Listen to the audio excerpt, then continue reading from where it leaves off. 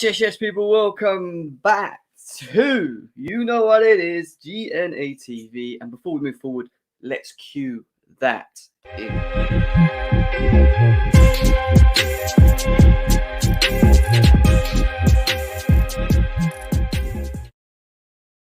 Yes, people. Welcome back to GNA TV. I hope you hope you guys and ladies are well, wherever it is that you may be around the world. And yes, the Premier League is back. Football is back. It is a day of just continuous football. Honestly, today is a day where I'm just literally taking a step back, sitting on my chair or my sofa after I stream with you guys. I've got the Liverpool game on in the background. I know Liverpool playing soon as well, but who really gives a fuck about Liverpool? Let's be serious. But I've got them in the background, so whilst we're streaming, I will be updating as we go along in terms of goals and whatever else if someone scores and stuff. But you know, after the reason I've done it at this time, even though I was meant to have done it yesterday, is because at 3:00 I do want to watch the Man United Leicester game. So we've got a good 2-3 hours of open stream just to talk about Chelsea and Brentford, or Brentford and Chelsea. Big game today. The boys are back from international duty as well, which means they're going into a tough game. There's a couple of injuries as well that have come back from their injured. Some people that still haven't recovered, even with this sort of week or two break as well, which is another thing that, you know, is slightly frustrating. However, we have to just deal with it, as they say in many ways. But we're going to delve into it. We're going to talk about the injuries. We're going to look at the last 5 games for each team. So we're going to do my preferred 11, or 11 that I think we're going to play based upon what Tuchel's given us in terms of information on the injuries. The lines will always be open, like I always continue to say. They'll be open. You guys can come in. Let's talk about the game. Let's talk about the lineup. Let's talk about how we have to beat this team. But before you do that, please make sure that you smash the like button, guys. We are 20 away from 2.9k subscribers, which is massive for the GNA TV community. Massive for the GNA TV community. And we're on the road to 3k. We are literally on the road to 3k subs, which is, again, like I said, big times, big movements for this channel. And I want to thank you guys for obviously being here and supporting us on the way through as well, which is, again, you wouldn't be able to do it without you. Really wouldn't be able to do it without you. Sorry, I need a bit of water. You know what it's like. But early stream, let's see who's in the chat already. It's over what? There's only 10 of you here at the moment, 2 minutes in. Smash it, guys. Smash the like button. Subscribe to GNA TV if you can. Abs is in the house. He's saying, please make sure you pepper that like button for my guy, Jem. Subscribe if you're new as well. Come on. Big up to him. Couch Critic, my guy, is in the house. Hopefully he'll be joining us a bit later on when the lines open as well. We can talk about strategies, how we need to line up, how we need to beat a Brentford team that are in great form. Let's not take it away from them. They've came into the Premier League and they've played pretty well, and they've had some hard games in between that as well, which you'll see very soon when we go through their last 5 games. But man like Jem, it's been a minute, my guy. Big up yourself. Big up to you as well. Kings of CFC, big up to you, my guy. Thank you for tuning in. Football Star, good to see you about as well, bro. Really good to see you. VJ, Nath, big up to you. Yeah, Anthony Taylor. Keep forgetting this guy's refereeing our game. Anthony Taylor is refereeing our game today. I know all the rivals go, Chelsea fans use it as an excuse, blah, blah, blah, blah. Or they just want to, pepper it down already in many ways just to use it in case they lose, and they'll blame the referee, blah, blah. It's nothing to do with that. Just go and look at the recent past results with Anthony Taylor being the ref of these Chelsea games. It's ridiculous. It's ridiculous. But at the same time, we need to go out there and play to a certain level to get the job done, and we'll talk about that in a bit. But big up to VJ. Matt, big up to you, my bro. Hope you're well as well. Kings of City, Chow and Werner and Lukaku got to be the top 3. Well, you would assume that they would be our top 3.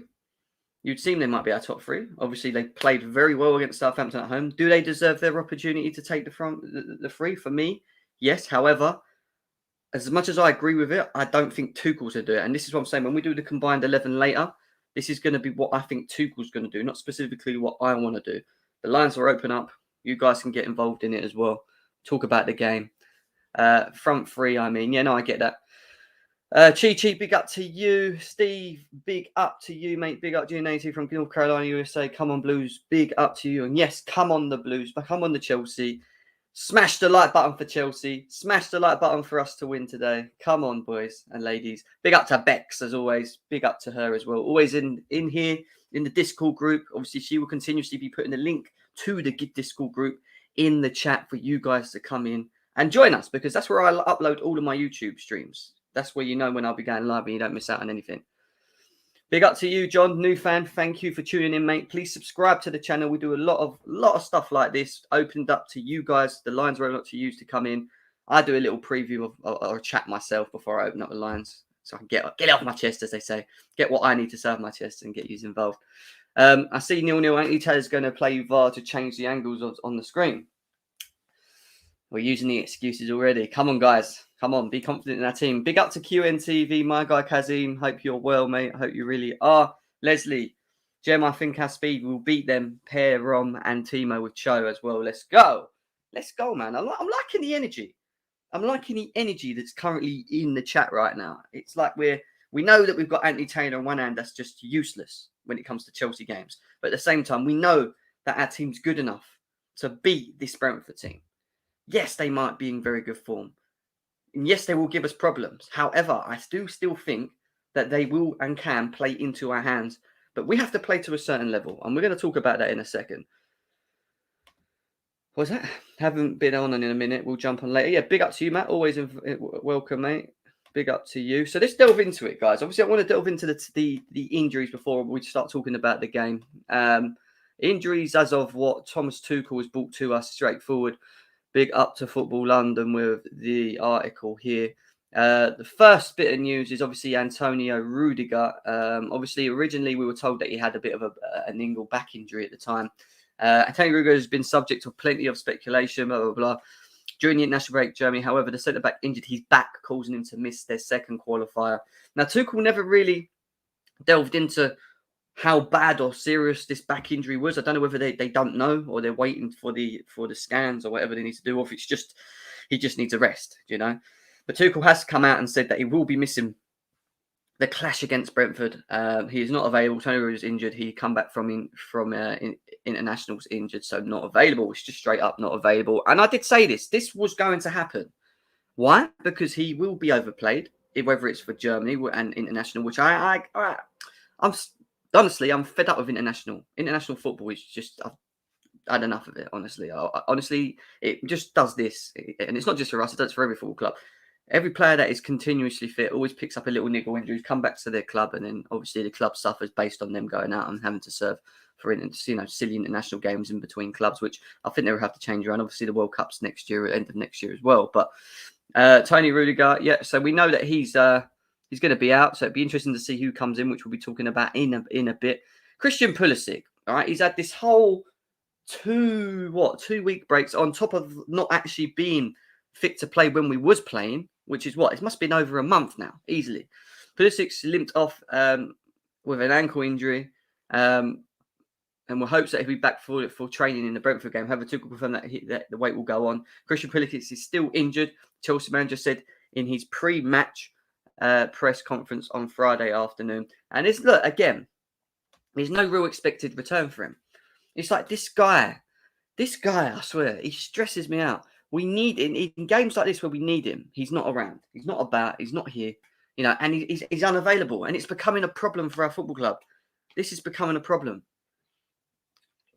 Massively, because he's important to the way that we play. He is, especially in certain games. Missing Christian Pulisic is a big loss for Chelsea. Thiago Silva is not injured, but he has come back Friday afternoon. Tuchel said that he will be back in the afternoon, but he wouldn't have been in the chats for the Brentford game. Obviously, he's come back a bit late. Could he have played? Probably. Do you really want to risk him coming in and actually having to play? Probably not. At the same time, we've just lost Antonio Rudiger. So you think about it, you've lost Rudiger and Thiago Silva. That really limits the back right now. And obviously, we got rid of Kurt Zouma. We didn't bring in Jules Koundé, who would have been useful right now. Jules Koundé would have been useful in this team right now. But, you know, it is what it is. He's not fit. He's not available. Well, he is fit, but he's just not available, basically. So it is what it is. He's played 90 minutes and he has 12 hours of travelling. So the answer may be about his availability. Well, basically, I think he's playing it down. I think Tuchel's playing it down as a reason to say, look, we can't just throw him back in after he's had a bit of a long journey as well. Hakim Ziyech, the Hakim Ziyech one just confuses me. He's not been playing. Yeah, I don't think he's even gone away. I think he's just been at Chelsea training and whatever over the international break. Ziyech is a fresh fitness concern. The Morocco international has become a pivotal figure at Stamford Bridge after making a fast start to life under Frank Lampard. To what Tuchel said about Hakim Ziyech is he missed the last 2 training sessions with a headache. And it seems he won't be in the squad tomorrow. A headache. A fucking headache. Hakim Ziyech. All right, don't get me wrong. I wouldn't. For me, he's at the bottom of the pecking order. But the guy's missed two training sessions because he's got a headache. What did he do? Just go up to Tuchel and say, "Mate, I don't think I want to train today. I've got a bit of an headache. I'm just going to go home. Take some painkillers, man." What do you think they make painkillers for? Headache. I'm sorry. I get actual muscular injuries or anything like that. I get that. But when I hear headache, take a painkiller, man. I'm sorry. It's absolute blimmin' nonsense. It's an excuse. It's either an excuse to not play him for whatever reasons because they want to rest him, which I don't know why they want to rest him because he's not played any football. It's just a weird excuse. I want to know what your thoughts are on the Hakim Ziyech news, people in the chat. Do you think this Hakim Ziyech news is slightly suspect? His headache. Are you serious? Yeah, you can't make it. He's got an headache. It's like he's got a stressful life or something. Romelu Lukaku, who we were panicking about, had muscle fatigue, which was mentioned by Martinez, the Belgian manager. However, he has been training. He is well. He is fine. There's nothing wrong with him. And I just said it. And I said this on Lorenz's channel when I was over there. I did say it. I actually think that he just needs a bit of a break. Before he even went to the internationals, he'd played consecutively for Chelsea. He then went into a tough test in the Super Nations games, 2 of them actually. So and then I don't know. I just think with Romelu Lukaku, it's a bit like the Rudiger story. He needs rest. He's going to keep continuously getting muscle fatigue if we don't rotate, especially in. Don't get wrong, he's going to play 8% of our games, but he needs to be rotated in some. Is what I'm trying to get at. But there you go, guys. Other than that, we've got no real other injury news in terms of Antonio Rudiger. Guys, there's over 30 of you here, 12 minutes in. Please smash the like button. Subscribe to the channel. We're 20 away from 2.9k. So if you are new here, please subscribe to the channel. Please, can you do that? It would massively appreciate it. Just going through some of the chats while I was blabbering away here because I've missed quite a lot of what you were saying. Our defence is too good for us to concede. Just need to create good chances for Werner and Lukaku, and we are good. And that's the big word there, create chances. It's important that we create chances if we are playing a Werner and Lukaku because they're good enough to finish them. We need to do what we were doing last year. Create for the people up front. Create for the people up front. Create for the people up front. Big up to Simon as well. Hope you're well, mate. Fuming Rudiger is injured. We need Pulisic back here. Add some amazing ball into the Lukaku as well. And I agree. And Pulisic is a big miss and it's just becoming frustrating. I'm getting fed up of talking about him. King of CSC says he's the new Dembele. He is the new Dembele. He literally is. Like he's always injured. I mean, we're on 26 likes right now, guys. Let's try and push to 30. Let's hit the 30 like. Then 40 is the minimum that we can do on this channel easily. Silver's fit, but he's not going to play because he's just a flu back. Yeah, I get that, Abs. I get that. Bex has put the link in the chat for the Discord group as well for GNA TV, so make sure you go and follow us on over there, guys, as well. A lot of people saying suspect. I think it's something personal outside of football. Maybe it is. Maybe they've just used it as an excuse. I just find it very suspect, and I think we can all agree that it just doesn't make sense. Oh, sorry, he can't play. He's got a headache. What does that mean? Headache underlying story. He wants out. I think he's if anything, he's given me an headache because he's not putting in the performances. He shouldn't have a headache. He's giving me an headache. Hakim Ziyech is a scrub anyway, so I'm calm. Big up. Might be a migraine. Not 2-day migraine. Come on, man. Come on, Couch. Come on. Do we start off with all guns blazing or do we Brentford tire out first, then go for it? We'll talk about it. 30 watching, only 22 likes. We've got to get them up. We will have to win the game to put the pressure on other teams. I hear that. I'm sure Jim doesn't really care about it because he don't really rate him. So I don't rate him. There's a reason why I'm so heavily critical of Hakim Ziyech. heavily critical of him is because he came from Ajax. For me, he's in his prime now, so he should be, he should be kicking on. He had very good seasons over there. He came to the Premier League. He looked hungry, got injured, came back not the same. Had a pre-season, looked very good in pre-season, came back into the Premier League, had a good game here and there, got an injured shoulder, come back, different player. It's the lack of consistency that annoys me with him. It's the lack of consistency. It's the lack of him doing what he's good at, which is creating. We need a creator. We have a creator, but that creator doesn't create. That's what annoys me. Not Werner, not Havertz, not even Mason Mount to a degree. Hakim Ziyech is our king creator, should be our king creator. And he's not doing it. So that's why I'm heavily thinking of him. We bring Lukaku in. Why have we brought Lukaku in? To score goals. Is he scoring goals? Yes. So he's partly doing his job. This guy's not even doing his job. Cho, bench or start? We're going to talk about that now. But before we move forward, over 30 viewers, smash the like button if you can, guys. Who do we have for the back two? Christian Aspie and Sarr. We got to play a back four and a 3-2.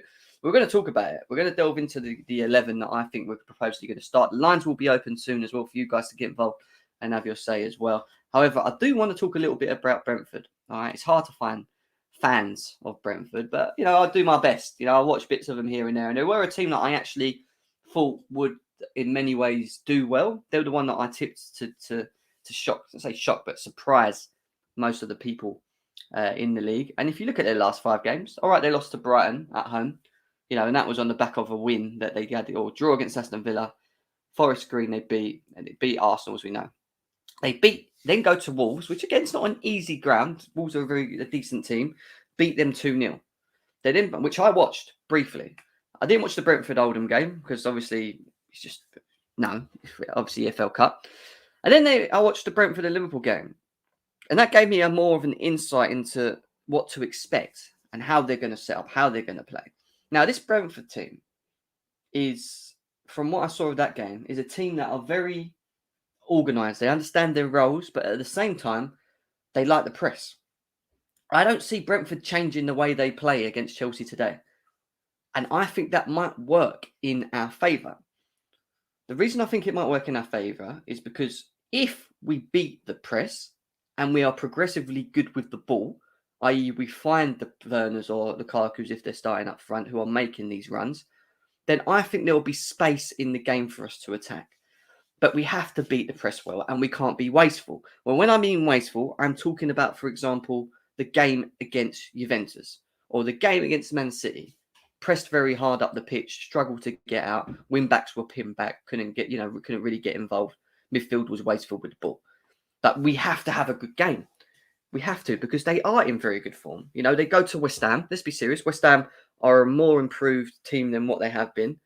Hard team to go up against. And they go and beat them 2-1. And again, in that game, they just played their game. They played their game, and they didn't. The word I'd use for Brentford is fearless. I think they're just fearless, and they'll come into this game at home. They'll have the crowd behind them. We've only got a small. I tried to get a ticket to this Brentford game, couldn't get it. I think they're only allowing just over 2,000 away fans at this ground. It's a very tight ground, but it's a very loud ground as well. Very, very loud ground. They get behind their team, and we have to be careful. We can't be going there being complacent, and that's the thing that worries me with us. That's the thing that worries me is that we haven't, other than the bar in the Southampton game, we haven't really started well, and we've just come back from an international break. Players may be tired here and there. Players might need to, get up to the what's the word? Run, get back up to speed. Sorry, back up to speed in many ways. And we're going to have to do that from the start. These lot have been resting. These lot are ready. These lot are, they're going to be up for this game. We're going in there with a lot of injuries, but we have a good enough squad because we've got depth. So the team players that Tuchel picks to start this game should be good enough to deal with a Brentford. Should be good enough. But we have to play to a level. Because if we don't, they will beat us. I'm telling you now. They will beat us or we will draw. We will lose 1-0, maybe even draw 1-1. And that's us having a bad day. not moving the ball quick enough, losing the ball in the wrong areas. This is where they're going to try and catch us. They would have watched the City game. They would have watched the Juventus game. We've done it too many times. Complacency, So it's important that we do in these games start well. We need to start starting games well. We don't start games well enough, other than the Southampton game, which we did start quite well. Let's be serious. But if you look at our last 5 games as well, we played Tottenham, who we played very well against, 3-0, especially in the second half. Aston Villa was a bit of a scrappy game, went to penalties. The game that I went to where we lost at home I thought was our worst game. I know a lot of people would say it was Juventus, but I actually thought it was the City game. City game was bad, actually. Sorry, the City game was bad. I was there, but what confused me more was the Juventus game. And even then we were poor. We were just the way we played against Juventus worries me. If we play like that against Brentford, we'll get punished. That's what I'm trying to get at. We have to be careful. The way we started against Southampton, however, the way we come out the blocks, the way we pressed high, the way we were winning the ball back, making runs left, right, and centre, everyone was, getting involved. That is how we've got to start this game. Now, we can beat Brentford. And I've already said I think we can beat them 2-3-0, provided we turn up. 2-3-0 is what I've already said. We can get it done. But we have to start starting games well, or it will go against us. We will get punished. Eventually, we will get punished. Let's see what people are saying in the chat. Let's see what we were saying in the chat. So we've got Sane in Jan if Pulisic continues missing games and if Ziyech doesn't create. Would he come to Chelsea? I'm not too sure, Yeah, Nathaniel, again, I just said it earlier. It don't make any sense to me, mate. It really doesn't. Jem, if you want to hear an interesting stat, we've got the highest conversion rate as a team currently in Prem, 23%. So what you're saying, when we get the opportunities and we're in front of goal, we're converting them. Is that what we're saying right now? Smash the like button, guys. Please do that. There's over 30 of you here right now. Let's try and share it out on all your and socials as well as let people know that we are live on this early stream. Liverpool are going to kick off now as well. I've got them on in the background actually, so I can just briefly watch while we're doing the streams. The lines is going to be open very shortly. Already 22 minutes in. I'm just going to do a quick 11 as well. There's a link. There's the link to the description of our Discord as well. If you're new to the channel, subscribe and go and follow us on the Discord. Jem, I'll tell you, if I see Malang Sarr in the starting lineup, I won't watch this match. We're going to go through this. Let's go through it. Let's just go through the 11, all right? And then I'm going to open up the lines and just get you guys involved as well. Because I do think people were saying we're going to switch the formation. We haven't got Rudiger. We ain't going to be able to play this certain system. Thiago Silva's not going to be playing. What we're going to do? Oh, no. Help us. This is what I think we're going to do. Mendy and goal. I'm going to explain to you individually why I would set up like this, right? Not why I would, sorry. Why I think Tuchel will set up like this. I think Tuchel will probably set up like this. Right back, Aspie comes in. This is what I think is going to happen, right? Aspie will come in. Centre back. This is where it gets tricky. We ain't got a Silva. We can't use Rudiger. We've got Christensen. So I think we're going to play Christensen as the... I think you're going to see Christensen, Aspie, and I think you're going to see... I think he's going to do this. I think he's going to do that. I've got a feeling you might see that today. Some people may disagree with what I've done here. Some people might say, I don't see this happening. I think that this could possibly happen. I think Aspie will start, but I don't think Aspie will start there. I think he'll start there. A lot of people saying Christensen can play there and then you can put Chalobah there. Now, that could be possible. Maybe he would do that. But I don't see Malang Sarr getting in this team. I would be shocked to see Malang Sarr starting in this game. I think that's good enough, that defence. Chalobah, I think, is adaptable. He's versatile. He's played in midfield. He's played right centre-back. He's played centre-back. Why can he not play left centre-back? He's comfortable on the ball. He understands the role. He knows what needs to be done. I think he can do it. Unless you want to be really clever and you put Aspie there. So he's going to have to... there's going to be a number of different ways that we can cover that area. Now, if we had Jules Koundé on the other hand, which I'm smirking about, if we had Jules Koundé on the other hand, then he would have slipped in there. Jules Koundé would have slipped in there, next to Christensen, next to Aspie. But I think you're going to see that. You might see that. But I think Christensen's going to have to come up against Ivan Toney. I think we need someone a bit strong. I'm not saying Chalobah's not strong. I just think Christensen's better physically in the air. He'll press well on the ball. He understands the centre-back role better. I saw Chalobah against Aston Villa in that position. And I wasn't heavily convinced about the performance. I really wasn't. I just think that looks more comfortable. I just think that looks much more comfortable. And then we go to the wing-backs. Reece James is back, by the way, yeah? Oh, God, what is my computer doing? 1 second, guys. My computer is having a bit of a mare. Oh, dear. Oh, dear.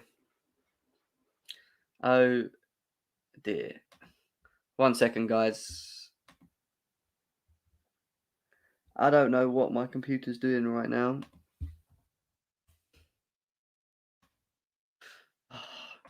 This is so frustrating. I hate when this happens. Internet has done me like a kipper. But there is nearly 40 of us here, guys. So if we could smash the like button, 4 minutes in on the Liverpool game, they're heavily dominating it as well, from what I can see. Let me just quickly put back in what I had. 3-4-3. I still think he's going to stick with his formation. Mendy in goal. For Mendy. I think Chalobah.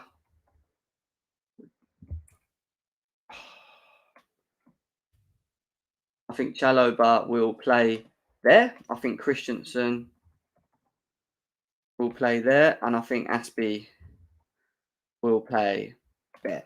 That's what I think will happen. But don't be surprised if you see that, because that could happen. He could switch it. Easily switch it. In terms of wing backs, I think you're going to see a Reece James. I think he's back. He's fit. Why not play him? It wouldn't make no sense to me not playing, especially when we've got as many injuries as we have. Ben Chilwell has to start for me. Has to start. But would it surprise me if Marcos Alonso comes in this team? No. But Marcos Alonso's played a lot of football for Spain. You know, he has been playing a lot of football for Spain. So I don't get it. I don't get why Marcos Alonso gets in this team today. We need speed. We need people that can recover. What are people saying in the chat before I go into the midfield? Trevor in the middle, Christensen on the left. Fair enough. Christensen is class, held it down in the middle against Liverpool. Yeah, I hear you. James and Chile. Yeah, I think they're the best balance in terms of wing backs in the way that we play, how we want to play moving forward. That is our best option. You know, that is our best option. James and Chile. Yeah, I agree. Smash the likes is what Couch is saying as well. Let's try and get that done, guys. And then we move on to the middle. I would like to see. I think Jorginho starts today, and I think Kovacic starts today. That's what I think he's going to do. This is not what I would do, but I think he will do this. I think he'll want to have more leaders on the pitch today. I think he'll want to have Aspie's on the pitch, but we have got a young back here. You could say Christian's the leader, but I haven't really seen it yet. You know, Reece James, Chilwell. I think Kovacic and Jorginho makes sense, providing that they move the ball quickly and play well together. But I would like to see Ruben. You know, Kovacic and Ruben work very well. Do I think he can start? No. Yes, we have Kante back as well, who's on the bench. Will we start? Maybe. Maybe. As Salah's just literally roasted a Watford player down the wing. And then we go on to the front three. The front three for me has to be this, I think. I think Mount will start. I think he will. He's fit, he'll play. I think Werner will start. The right, and I think Lukaku will be playing up front. Now, I think that makes a lot of sense. You got Mount who heavily works hard going forwards and backwards. Timo Werner and Lukaku will play closer to each other up the pitch, which means that it will give Brentford more to think about rather than just man marking Lukaku. I think it's important that Werner plays today. He's played the last 5 games, scoring 4 goals for his country as well. He's slowly, hopefully, finding form that we want to see, you know. So he should be given this opportunity. There's enough going forward with Chilwell and Reece James. I think Jorginho and Kovacic can dictate the play, but they need to be progressive with their passing once they beat the press, which they can do. And then in terms of the back, they need to defend well because Brentford will give us problems. And I think whether it's that, whatever area, it's going to be them three, I think. I don't think that Malang Sarr makes the team. So I think it's going to be like this. This is what I think Tuchel's going to do. It's not specifically what I would do. If you could ask me what I would do, I would take Jorginho out. I'd put Ruben in. I'd put Ruben in. I think he deserves to play. Progressively, we need to be good on the break. Oh, Mane's in. 1-0 Liverpool. 1-0 Liverpool. Mo Salah with the assist. Played outside of the foot into Mane. Bottom corner. Liverpool 1-0 up already on that one. Just a little bit of an update on there. Mane gets it. Looks like Salah and Mane are firing again, man. Looks like they're both firing again for Liverpool, but they're both going to be heavily missed. Ranieri, the Watford manager now as well. Madness. But yeah, we move. Yeah, and I mean, that's what I'd like to see. Because like I said, I think progressively we need to break the lines. And I think Loftus-Cheek's good enough to do that against the Brentford team. You know, I'd like to see that. Do I think Mason Mount deserves to start? Probably. I actually would start with Callum Hudson-Odoi. But I think Mason Mount will start, and it wouldn't annoy me if Mason Mount started. So I would leave it like that and bring Callum Hudson-Odoi in the second half, take Mason Mount off or whatever. It could happen. Would Kai Havertz start today? Probably not. I don't think he should start. I think he should be on the bench. But we have to see. We really have to see. What are people saying in the chat? What are people saying in the chat? Big up to you, my man. Kante injured, I think. I don't think he is. No one was mentioned it. RLC and J5 is what Jonathan's saying. Fair enough, bro. Fair enough. Our midfield is actually so stacked. It's true, Bex. It's true. 3-5-2 or 3-4-3. Yeah, I hear that as well. 3-4-2-1 for sure is what we're hearing here. Yeah, I hear that. Save Cantony for the big games, only on as sub. Yeah, and again, I think that's probably fair. I think we have to be careful with what we do with N'Golo Kante, how we bring him in, how we monitor him, how we play him, stuff like that. So 4-2-2-2.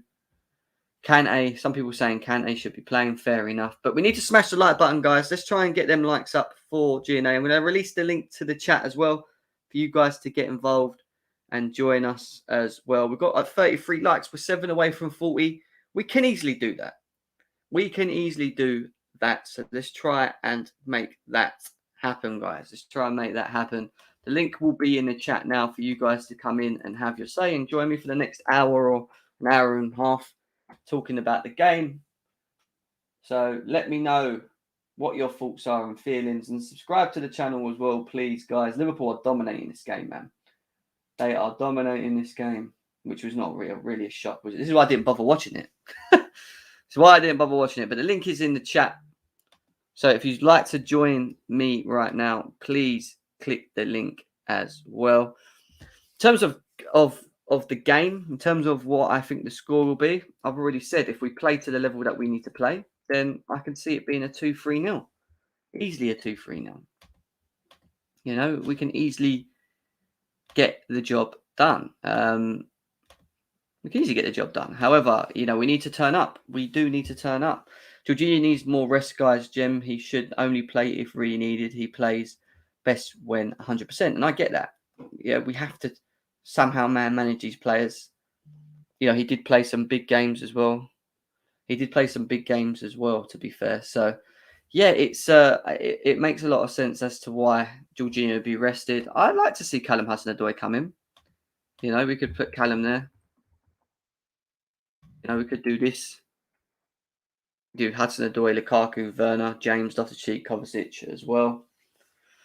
I think that is pretty much how I'd like us to play against. Some people saying, can we switch the formation? I don't think we would. I don't think we would switch the formation in any way. So it's going to be really interesting. Really, really, really interesting what we do. Who do we need to be careful of is more of the question. Of course, we need to be careful of Ivan Toney. Ivan Toney is a problem for us massively. You know, Matt, what you saying, mate? You right? Yo, big up, Jem. Just quickly stopping by. Man, I hope you're well. Big game. Yeah, I'm good. Big game. No, but I'm looking at this lineup. Yeah, go on. No, tell me, go on. What you say? No, I'm saying, yeah, look at this lineup. Looking like a very realistic lineup. I really wanted us to see Ziyech, to be honest, in this game because obviously, you know, he's been at Cobham for a while. But, you know, obviously, what was the reason for it? I didn't even get to watch Tuchel's interview. Headache. God. Apparently I can't keep he's defending got a this headache. I mean, man. what's your thoughts on that? I mean, coming out and actually saying he's had a headache, so he hasn't trained for the last 2 training sessions. I think it's a load of crap. But what's your thoughts on that? I mean, it's either a load of crap or there's something seriously wrong with him. Like, I don't. Does he want to play? Is he now just in it for the money? Like, what is he doing? It's really sad to see because I'm really a big fan of DH. To be fair, Is it a lack of confidence? Is it a reason not to play him? Is it like why? I don't get it. I really I don't just know don't get it. because I don't know because he's an experienced player. He knows how to play under pressure. So I think this is nothing for him. I think he's still this is the start of the season. He's still got till next August to prove himself. I don't know why he's panicking at this stage. To be fair. Exactly. And it's still a long way to go. And let's be serious, none of them really are playing that great behind Lukaku anyway, other than maybe then Werner. I think Werner's done very Yeah. well since coming. But, Mason Mount, would you start him today or do you think Callum Hudson-Odoi should start based on the way he played against Southampton? I would prefer to Mount to play. I think Mount and Werner we haven't seen too much of. I don't think we've seen it at all.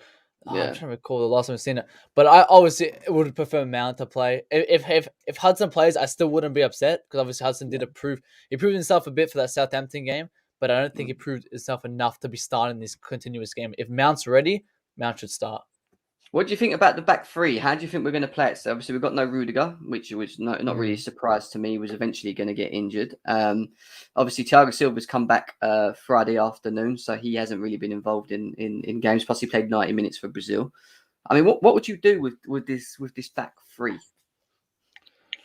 I mean, what is there really to do? This is our only best three. Obviously, Thiago Silva, Brazil, Rudiger got injured, so this is the only back three we could play. So How this do you is think like he's a going to play it panic of though? back three. How do you think How he'll do it? I think exactly like that. Chalobah left, Aspie right, Christensen middle, because Chalobah will have to force a play on. Actually, now that I think about it, maybe Andreas may play on the left because he plays the left for Denmark. So Chalobah may play the middle because he played the middle on his first integration, I think, for the Mind series. So Yeah. I think it's best he can just play there and Christensen plays left. If not, it'll be switched up. I think the best would be that three. Fair enough. Are you confident today, or do you? I was saying about obviously us not being complacent. Obviously coming back from an international break. I always hate games after the international because you just don't know what you're going to get, and we haven't really started games very well, other than the Southampton game where we was fine. But are you confident that we can get the job done against the Brentford team? Now, let's be serious, they're in quite good form at the moment as well. Yeah, no, I think Brentford are fantastic right now. They're doing very, very well, but I think obviously we're the best team in the world, best team in Europe. So I do think we can get the win on this. I'm going to be very upset, to be fair, if we do get a loss. A draw, I would take it due to the injuries that we have, but a win is definitely needed right now. No, I hear you, man. I do hear you. We've got Kazim here. What are you saying, Kazim? Hi, mate. You all right? Thanks for having me. Appreciate that. All right, mate. Hi, mate. You all right? Not bad, not bad. So tell us, what's your thoughts on today? Are you confident? You're not confident? What are you saying? I am actually. I am. I think we're going to win 2-1. It's going to be a tough game. It's West London derby. I think that Tony is very handful, isn't it? Yeah. I wish Rudiger would play and we deal with him. The physical side of him. Yeah. But I won't go with Star. I don't think he's good enough. You know me with when I say things about not good enough. No, I don't think Sar is good enough for me. Yeah. I think I go with Kanti though in the middle. I think Okay. Kanti will start. Who does he come in for? I'm gonna go. Last night in Mo Channel, I picked Kanti and Jorginho. Kante and Jorginho. Yeah, that's what I picked, and I think Reece James will start. I said that as well last night. I think Reece James will start. I don't think Werner gonna start. Why? I don't know. I think it's doing. I think because the counter attack team, so they will set him back, so there's no space there. I think it's gonna play Havertz, Mount, and Lukaku. I've got a feeling. Well, it wouldn't surprise me. Don't get me wrong, but Yeah, talk about playing players in form. I think Werner's someone that's slowly in form. I don't think Havertz is, and I don't really think Havertz deserves to be starting at the moment. I don't know about you guys. I don't really think he deserves to be starting at the moment. And I think Werner's proven himself, and he's proven himself in Germany as well. Look at him in Germany; he's killing it. He's killing it, exactly. So I like Werner. I really do like Werner, but I think I just got feeling in my gut. I think is because the counter attack team. I think he's gonna play. We need like a position, so I think he's not gonna start as Werner. I've got a feeling he's gonna start Havertz, mate. That I've got a feeling. I'm not saying 100%, but yeah, I agree with Reece James. I think Reece James has got to start there because that every Blade Sar, mate. I watched him in pre-season, mate. He's very poor, man. Not for me. Not for me. no, I don't think Malang starts. I know a lot of people in the chat were worried about him getting an opportunity today and coming in, but I think Christensen, Chalobah, and Aspie's good enough back three. I think they can work it out between themselves, and I just think it will be more like that. That's what I think. I don't know. I think Chalobah. Yes, I agree. I agree with you. I think Chilwell as well. I'm absolutely buzzing he's starting as well. You know. Will Alonso Ben come Chilwell. in? Alonso. No, mate. We don't want him to start. We need Ben Chilwell to start, man. Yeah, I agree. He needs to start, but Alonso's been playing a lot of football. So you'd think, based on him playing a lot of football for Spain, which is shocking, he's been in the Spain team quite a lot, hasn't he? That you think that he wouldn't start this game today. But it's going to be an interesting one. What are you saying, Abs? Chilling, bro. Just waiting for Anthony Taylor to drop another stinker and for us to I forgot snap about him. this guy. I even started talking about him. Yeah, go on, tell me. Tell me, what's your feeling today? My feeling is we're coming in this looking like fucking we're not supposed to win, and we're looking like people are saying that Brentford probably should slap us, which based on the injuries we've got, probably they should. But you know what? We have to just go there and do our job, and we have to go put 3 past them because these are the kind of grounds, these mid-table to lower to upper bottom half teams, we need to start going and collecting 3 points. None of this thing, Everton, Wolves, West Ham are top 6, not really have, but just Everton, Wolves, Brentford, Southampton. These are the kind of games we need to be picking up 6 points from annually. None of this draw loss business. So I don't care if they've got Ivan Toney or Buemo. We're Chelsea Football Club, and we need to go put these to the sword. I agree. You couldn't have said it any better. I think we need to, if we play our game today, because I think they're going to press. I think they're going to play their game. They're not going to be. They're going to be fearless. They're not going to adapt or change anything in the way that they're playing because it's worked so far. But I think that might go against them. That providing that we actually play to the level that we know we can play and not be complacent like we did against Juventus, where we were losing the ball in midfield because we were too slow, trying to go backwards, sideways. We need to just be like we was against Southampton, win the ball out of the pitch and we got the ball, be progressively good with it. And that's why I thought Ruben Loftus-Cheek would be good. But Kovacic can do it. We just need Kovacic to do it. Because sometimes he can have these games where he doesn't do it. He just wants to do the easy pass all the time. So we need to see more, We need to see more. I see 1-1 is what Oluwase's is saying. Liverpool are currently top of the league. I know I'm watching it behind me at the moment. They're absolutely battering Watford, to be honest. But that doesn't really surprise me. It doesn't matter. People seem to think that Liverpool have to drop points. I'm sorry, I don't believe in that. When Mourinho was winning league titles, he didn't care about what Fergie was doing or what that fraud Wenger was doing. He was just like, you know what, you man have to go do your job and go get them 3 points. And as long as we do our job, it doesn't matter what Watford or what Liverpool or Man United or City do. It doesn't matter. We just need to go there and we need to go pick up the 3 points. And then once we get it, we'll be back at the top anyway. We'll be back at the top. Exactly. It's in our hands, right? It's in our hands. We've got the point lead. We've got to go and start fucking winning these games, And that's why I'm worried. I'm worried about the way we start games more than anything. Yeah, I think Liverpool winning early, guys. Early kickoff is a good news really for us. So we just give us an incentive to start good because we start very poor. So and for Chelsea to win the league, they got to win this type of games to go away and get 3 points. That's what it's all about. Exactly. No, but Carlson, deep it. How many times have we gone in the last few years, apart from the 16, 17, how many times have we gone to places like Everton, Southampton, and drop points and drop bed? Yeah, I agree with you. For Everton, we've not beaten them since the season were in the country. We need to go there today to Brentford. I'm saying, you know what, Ivan Toney, if you want a physical battle, put him up against Trevor, 22 Savage at the back. And then Buemo, because in Buemo's, he's quite, he likes to use him behind. Just put Christensen on him because Christensen's got a better footballing IQ than Buemo. That's all we have to do. And then in the defense, and please, Lukaku, do not pin yourself against these centre backs. That's what they want. Move Yeah. him Yeah, I back. agree. I agree. Yeah. Abs. Yeah. No, I You need to agree. start being more creative with this But team. this This is team why is very strengthful. this is why I'm saying Werner has to start. Because Yes. if we've just Mm. played with Lukaku up front, he will be isolated, and then we will have that problem. So we need to see someone making runs off Yeah. Lukaku to create more problems for the Brentford defense. They have to think not only about Lukaku, they have to think about the Werner run. Or do you know what I mean? So it Because can't. Jem, their back three, they're 6'4", 6'5", 6'3". So if we need Yeah. that runner there to create Big space, lads, get that yeah. run, because they're not going to be You that need fast, pace, but they're don't you? tall. Exactly. We need pace behind. We need to get Werner on a bit. Or even if Havertz is playing, he needs to be making runs. You know what I mean? He needs to be making the run because he's quick enough. Even though he's tall, he's quick, isn't he, as well? I thought Yeah, he's Watford just quick, scored. No, they haven't. Okay, cool. Who's here? VJ, what are you saying? Hey, Jim, all good, man. For you? Yeah, I'm all right, mate. How are you? All right, all good, all good. It's been some time that we've seen, but always happy to be here. Got stream today, later in the day. So yeah. Anyways, so just wanted to talk about this particular Brentford game, right? I really think if we win in this particular game, it'll kind of send signals to the other team in a way that Liverpool already lost against Brentford, I believe.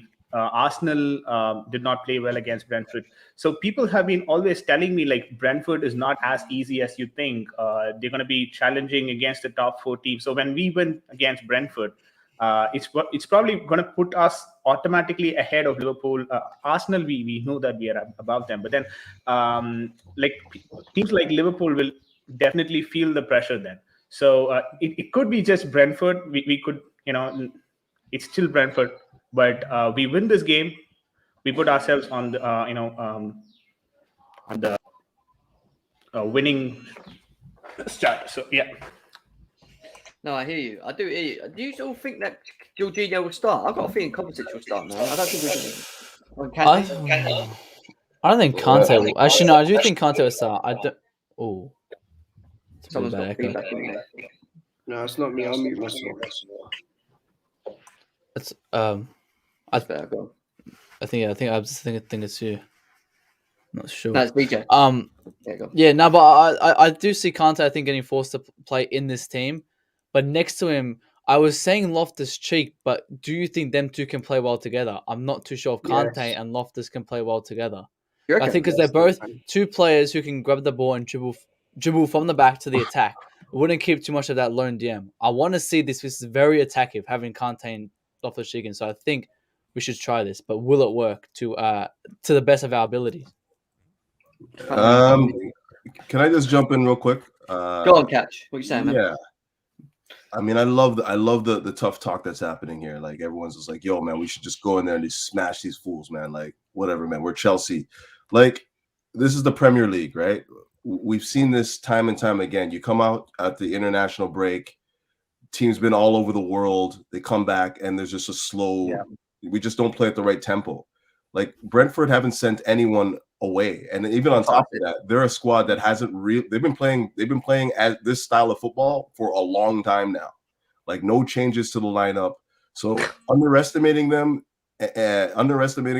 is not, it's not on for me. Like I think this is going to be a very difficult game, first and foremost.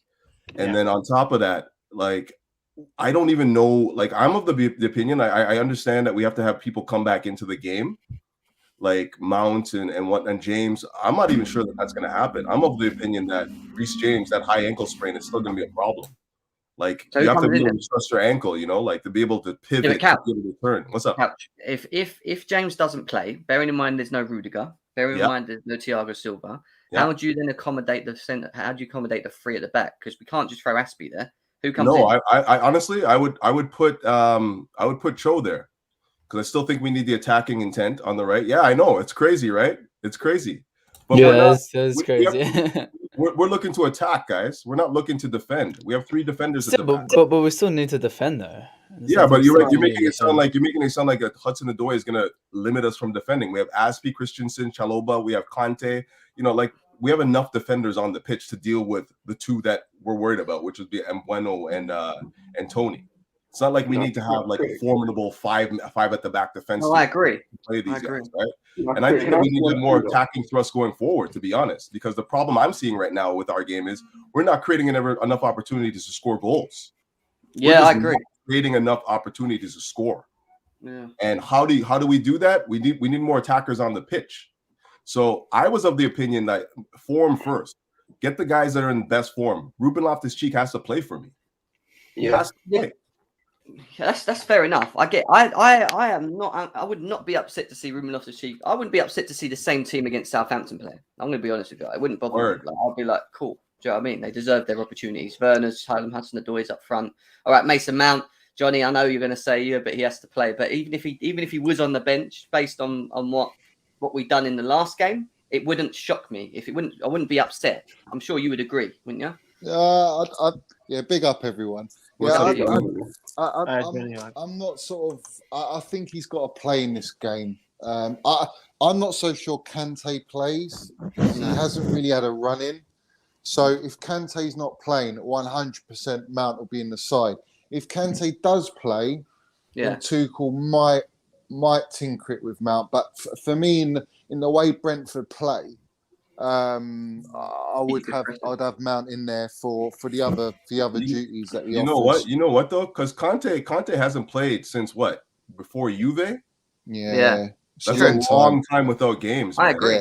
Yeah. I agree. I wouldn't play him. I would play. I thought Jorginho might start. That's a weird reason because Jorginho and Kovacic might be. I think Jem, you put Kante on second half to tighten up the game. Tie up some loose ends, especially if we're sort of in control of the game. Or even if you're not, and it's quite even, and it's a 1-1 or whatever, then you can bring on Kante to sort of recover the ball, whether that'll be high up or in the middle of the park.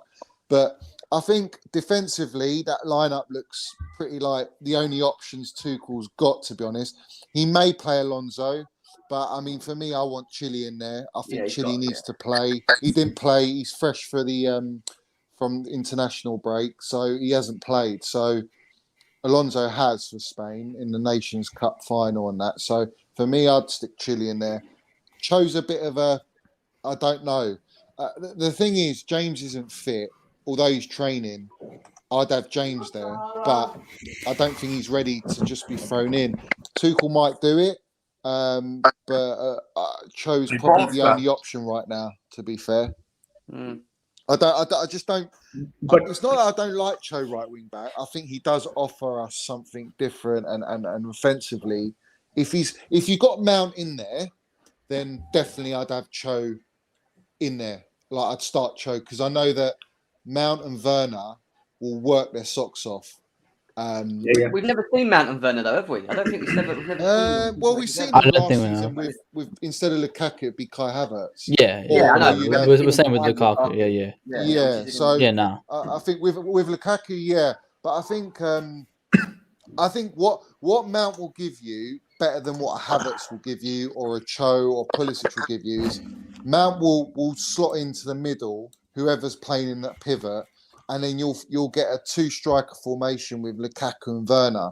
And then I would like to see Werner and Lukaku actually interchange. I don't want Lukaku to just sit in the middle and be predictable. I want him to drift out right or left, because I don't think he can do that, Johnny. I don't think he's done. No, but when he has done that for Inter though, and Conte did mention it. So when he does go to the right, what he does is he takes defenders away, and then someone like a Werner and a Mount can get into the position centrally or to the other side, and that's where you get into the pockets. But only if Lukaku drifts. That's the only way you'll get that. If you have Mount though, what Mount will do is he'll link up with the wing backs, whoever they are, and he's very good with Chilwell. We know that. With Odoi, I'm not so sure. I think the only game I can really pinpoint is the Leti game, the Atletico Madrid game away, where Mount doesn't Odoi deserve to start up front with Werner and Lukaku? I know Mount might not play. I'm not trying to wind it like thingy. I'm just being serious. Like, do you not think that? Well, a lot of people are saying, "Oh, leave Mount on the bench." Now, for me, obviously, I'm going to say the other side of the spectrum and say, "Well, no, you play your best and most important players, whoever they are." Now, if James is fit and he's safe to play, you play your best player at right wing back. If Chilwell's fit, you play him. I agree with that. If Kante is fit, you play him. Now that's down to Tuchel. That's Tuchel's decision. But for me, Mount, he's played enough minutes now. He's played for England. All right, he played in a Henderson role for England, and it wasn't his position, but he played, and he played at a high level in an international game. So he's ready to be thrown in, if you know what I'm saying. He's not really a risk injury-wise, or he's not come back from injury. He's already had his minutes under his belt. So that's why I would definitely play Mount, and he's very important. We know what he offers. We don't have to go through that. For me, this is a big game for, say, Lukaku. I think he needs to get a goal in this game, and sort of like take the game by the scruff of the neck. And he need to work hard. How Werner works. He need to work hard before he score goals. What's that? He need to work hard. He's got to work hard and move for. You know, what I mean, he's not been offering that last few games. Yeah, he's been quite sound. If he works hard, he will score goals. goals. Around him, man, creating opportunities. We don't create enough opportunities. But let's be honest. We're so we've been so clinical this year, and that's not necessarily a good. Well, it's a good thing in some respects, but it's not a great thing when we're thinking about beating these like smaller teams. When he played for Belgium, you saw he drifted out to the right a bit, and when he did drift out to the right, he scored that wonderful goal. Do you know what I'm saying? So he needs to make things happen himself as well. He can't just rely on Mount and Werner to create the space for him. I agree. And if I'm not even Lukaku talking about can space. do that, I'm talking about opportunity. We're gravy. I'm talking about opportunities to score goals. Like, we're not creating enough. We're just not. You know, you look at the numbers, like the hard stats prove out we're not creating enough opportunities. And Lukaku, I agree with you guys. I think he should be a little bit more fluid as a striker. Like, he needs to move around the pitch a little bit more, come deep and whatnot. But even without that, we're still not creating enough. We're not opportunities, and that's. Yeah, but can I just say something, Dennis? Dennis, he had a very good chance against Juventus. He should score. He had a very good chance against Southampton, and he hit the post. Right. So he's in a way getting chances. We're talking about working hard. He's not working hard enough for me, mate. Because he didn't score those goals? No, you're talking about the opportunity. He had a great chance against Juventus, and he had a great chance against Southampton. Yeah, I agree with you. Like, you're talking about clinicalness, though. Like, can he be 90% clinical? Like, he's not going to be that. Like, the Juventus chance was okay. It was a good chance. He probably should have buried it, but it wasn't like a gilt-edged must-score chance. It was outstanding chance, mate. He should have scored that. It was a good chance, but it wasn't like he was 1v1 with the keeper gilt-edged. Like, the defender was on him.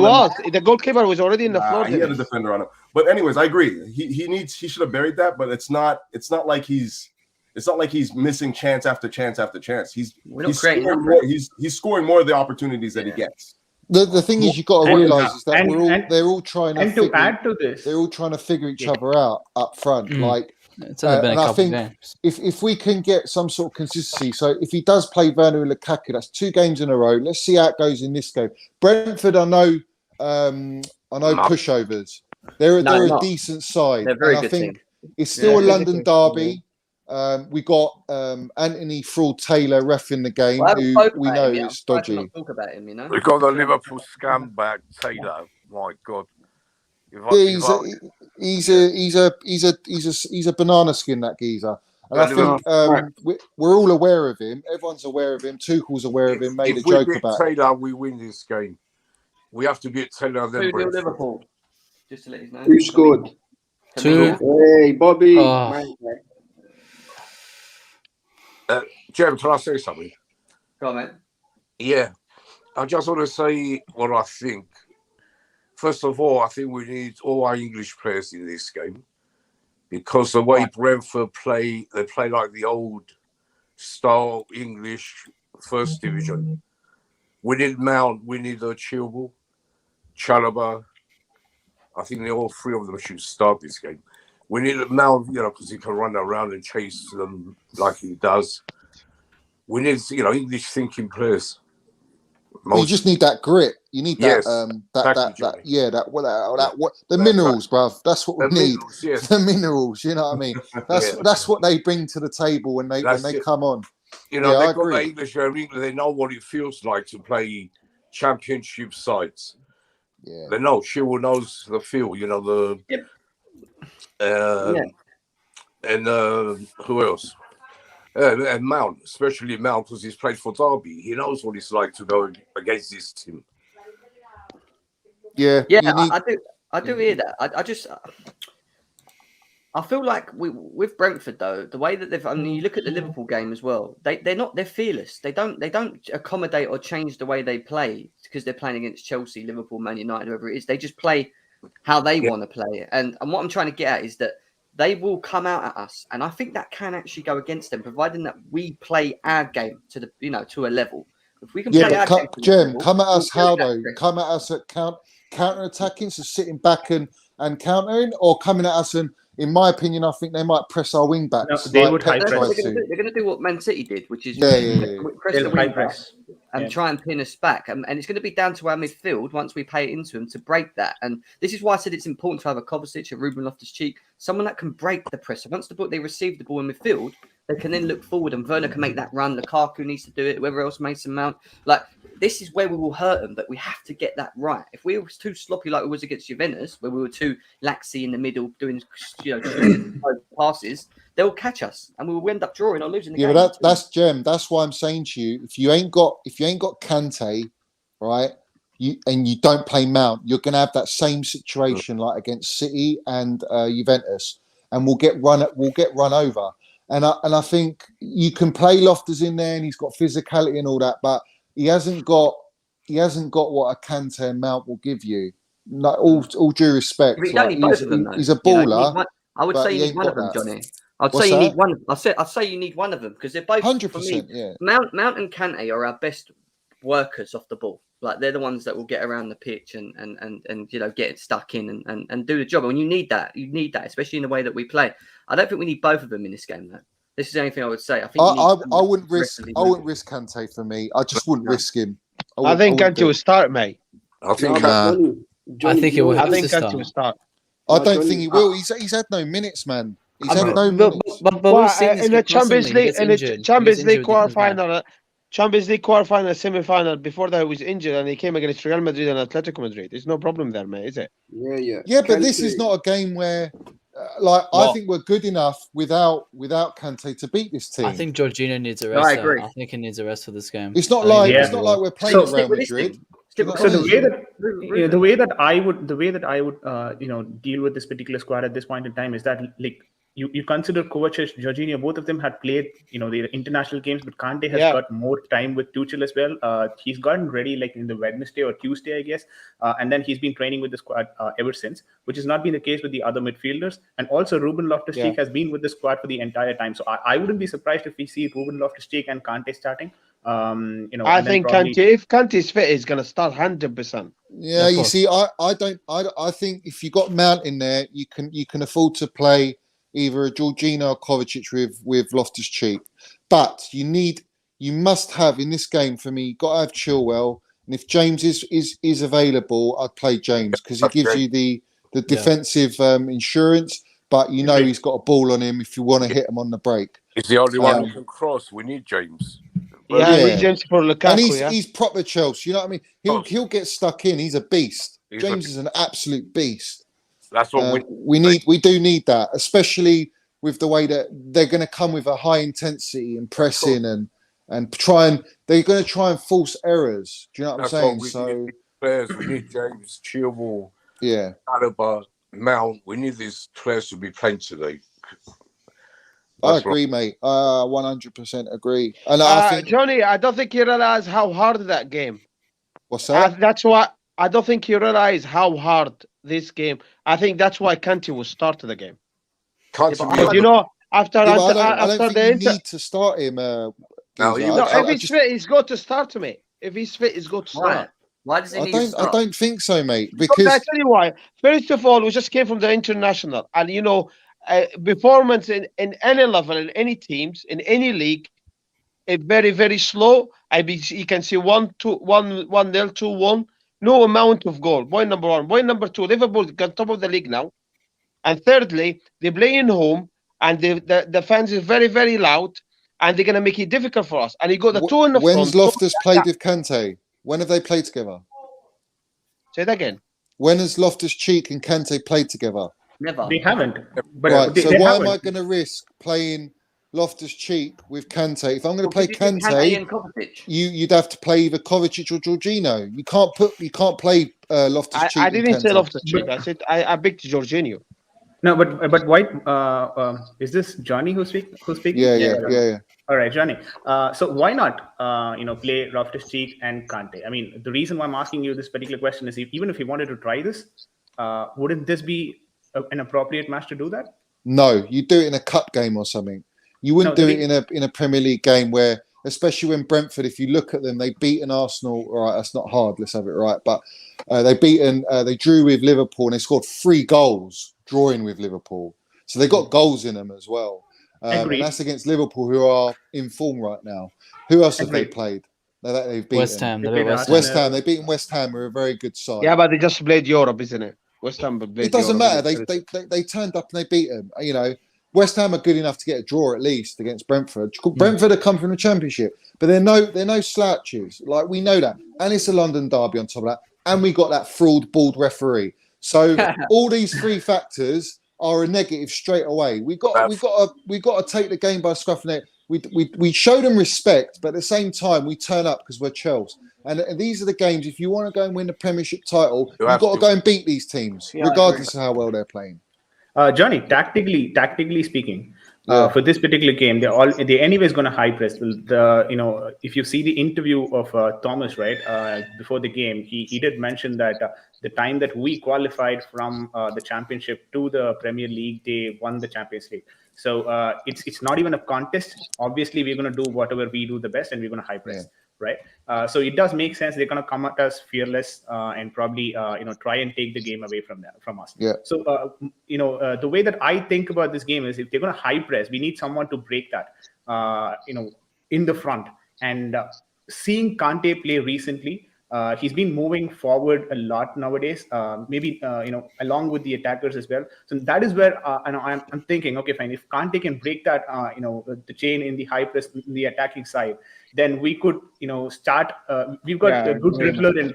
We've got a good dribbler in Ruben Loftus-Cheek as well, who can move forward along with the attackers, and that is where I think this combination is not as bad as what we think. It could work. It's not that it's bad. It's that Tuchel's never used them together. So in my opinion, it's still a bit of a risk, because you need to have some sort of chemistry, and in the middle of the park, that is the one area you don't want to take any chances against a team that are playing well and that are confident and at home. So for me, but we can say the same thing as well for City. Yeah, but City, we for played me, 3 midfielders. I agree with Matt. Matt, you're right. I think Johnny. Against City, he played 3 up front. Listen. You've got to 3-5-2 against press from the front, and in the last 3-4 games, we have not been doing that, and that is why, for me, Tuchel's not happy. I'm not happy from watching us last season, seeing how we press from the front and we recover the ball. And that's ever since Mount's not been inside, Kante's not been inside, and Lukaku's come into the side. We've lost that kind of that bite, that intensity from the front line, recovering the ball quickly so that we can regain possession. Yeah, that hasn't happened in the last 4 games. That's because Lukaku, mate. That's because Lukaku. Well, yeah, maybe so, but also you got to look at no Kante, no Mount as well. So no, I understand, but listen, last year the way we played and we won the Champions League, we had the runners in the front. Now it's completely 2 different things. We had the proper number 9, so they've taken a bit time to adapt to the system. Do you get my point? Yeah, I know they're adapting. But what I'm saying to you is, if Lukaku only stays in the centre, that's not good enough for the way Tuchel plays. He needs like when we had Havertz and we had Werner and Mount, they all drifted and they pressed and they moved. And Lukaku, if Lukaku can move to the right and draw and stretch their defenders out, I agree, and allow Mount and Werner to press hard, we will recover the ball a lot more successfully. I said this on Lorenz's channel as well, and it's good that you actually brought this up, Johnny. I said, last year we had a lot of movement through the front three because we had a false nine. So you saw a lot of movement between Mount, Havertz, Werner, and it worked. It actually helped the system a lot. It was good, yeah, it was good. We had runners everywhere. This year we brought in we've solved an issue, which is a goal scorer. So we brought him in. But the issue that we have now is that the player that we've brought in, I think, is too comfortable in holding his runs. He wants to be very static. He wants to hold the ball up. He wants to run off it. Now, it's not a problem. But what we need to do, I think, is in Tuchel's system, Jem. Yeah, we need to adapt. We need to maybe tweak it a little bit, the system a little bit now, because but I look at it like this, Jem. One sec. This is why I think the Havertz is the Mount, not the Mount. Yeah, Havertz, Werner the Mount, good. the DH. Maybe even Werner's a good, but Werner's doing okay because he's always forever making runs. It's different type of players, but they're struggling to actually have any involvement in this game or even adapt because there's not that movement anymore. It's very they have to receive, turn. And that's not what they're always about. They want to have this. They want to be doing this with each other. They're not doing that because Lukaku's just holding his position. He stays That's too what I was static. saying, Jim. That's why I was saying, Jim, the issue is, I'm not saying an issue. It's Lukaku. Lukaku just, as I said, last year we played differently. We had the runners. They were running everywhere. They were pressing very hard. And we won the Champions League with it. Lukaku's got a different style of play. He just wants the ball to his feet. And he's not moving much. And I think that's why I am not happy with Lukaku. He's not working hard enough. He's got to adapt to the new Chelsea system. You are found out straight away. If you're a number 9 and you're just staying in that number 9 position, you're not really moving about. You can stick 2 defenders on him or throughout the whole game, and that's it. He's out. He's taken out. That's what they've been doing. Yeah, exactly. But my point is, Lukaku needs to not only bring his game to us, which is what we want and what we need as a team, but he needs to adapt to everyone else and how Tuchel plays. And I haven't seen that yet from him. Now, granted, that's going to take time. Like, no matter if you're a finished article player or you're a developing player, it takes time. So I will give him that, obviously. But when it comes to like getting your chances or trying to make things happen, I need to see more of that from him to make things happen. Like, because if he's not in the game and he's just holding up 2 defenders, that's not enough for the way we play. When we have Kai Havertz as a false 9, he moves about and he's pulling defenders out of their positions. And then that allows someone like a Werner, who is excellent at movement, and he's got the pace threat to get into those pockets, and we make something happen. And again with Mount as well. And we've lost ever since Lukaku's coming to the side. And I've been saying this, and everyone comes to my head saying, "Oh, I don't rate Lukaku." It's not about that. I'm seeing it with the eye test, like everyone likes to say. That is what I've seen. There's no fluidity right now, and Tuchel's trying a lot of different players in these positions. Yeah, but that's the problem. To try and make it work. That's the issue, isn't it? It's the lack of chemistry. It's the lack of actually allowing them time to play with each other. Lukaku, for one moment, might be playing with Mount and Havertz. Next moment, playing with Ziyech and Mount, and then he's playing with Mount and Werner, and then he's playing he's playing with players. Can I drop a Johnny bomb, Jim? Completely different. Yeah, but I think I think the manager trying to find the right system for Lukaku. You get what I'm saying? That's why he's keep changing them around. But again, I called it before, Jim, when I said that against City, it was very, very bold because it was not helping the team. It was not dropping down. And I need Lukaku to work hard. He need to move right. He need to move left. He need to receive the ball. He need to turn. He's got to adapt to the Chelsea system because he just cannot stand there just waiting for the ball. I'm going to drop this one, lads. Yeah, I'm going to drop this one. Now, this is the way I look at it. So this is my opinion. Yeah, and whether you want to disagree with it or not, yeah, like let's have it. My issue is now, and where I think Tuchel's got a massive problem, is I don't think Kai Havertz and Lukaku can play together and in that same front line. I think it's one or the other, and that's a big fucking problem. No, I disagree with you. I don't think they can. I don't think they can. I tell you why. Expand on it. Wait. Let Johnny expand on it. Yeah. Why can't they play together? Because for me, the way Havertz is he's so prolific and dangerous is when he's in that false 9 position.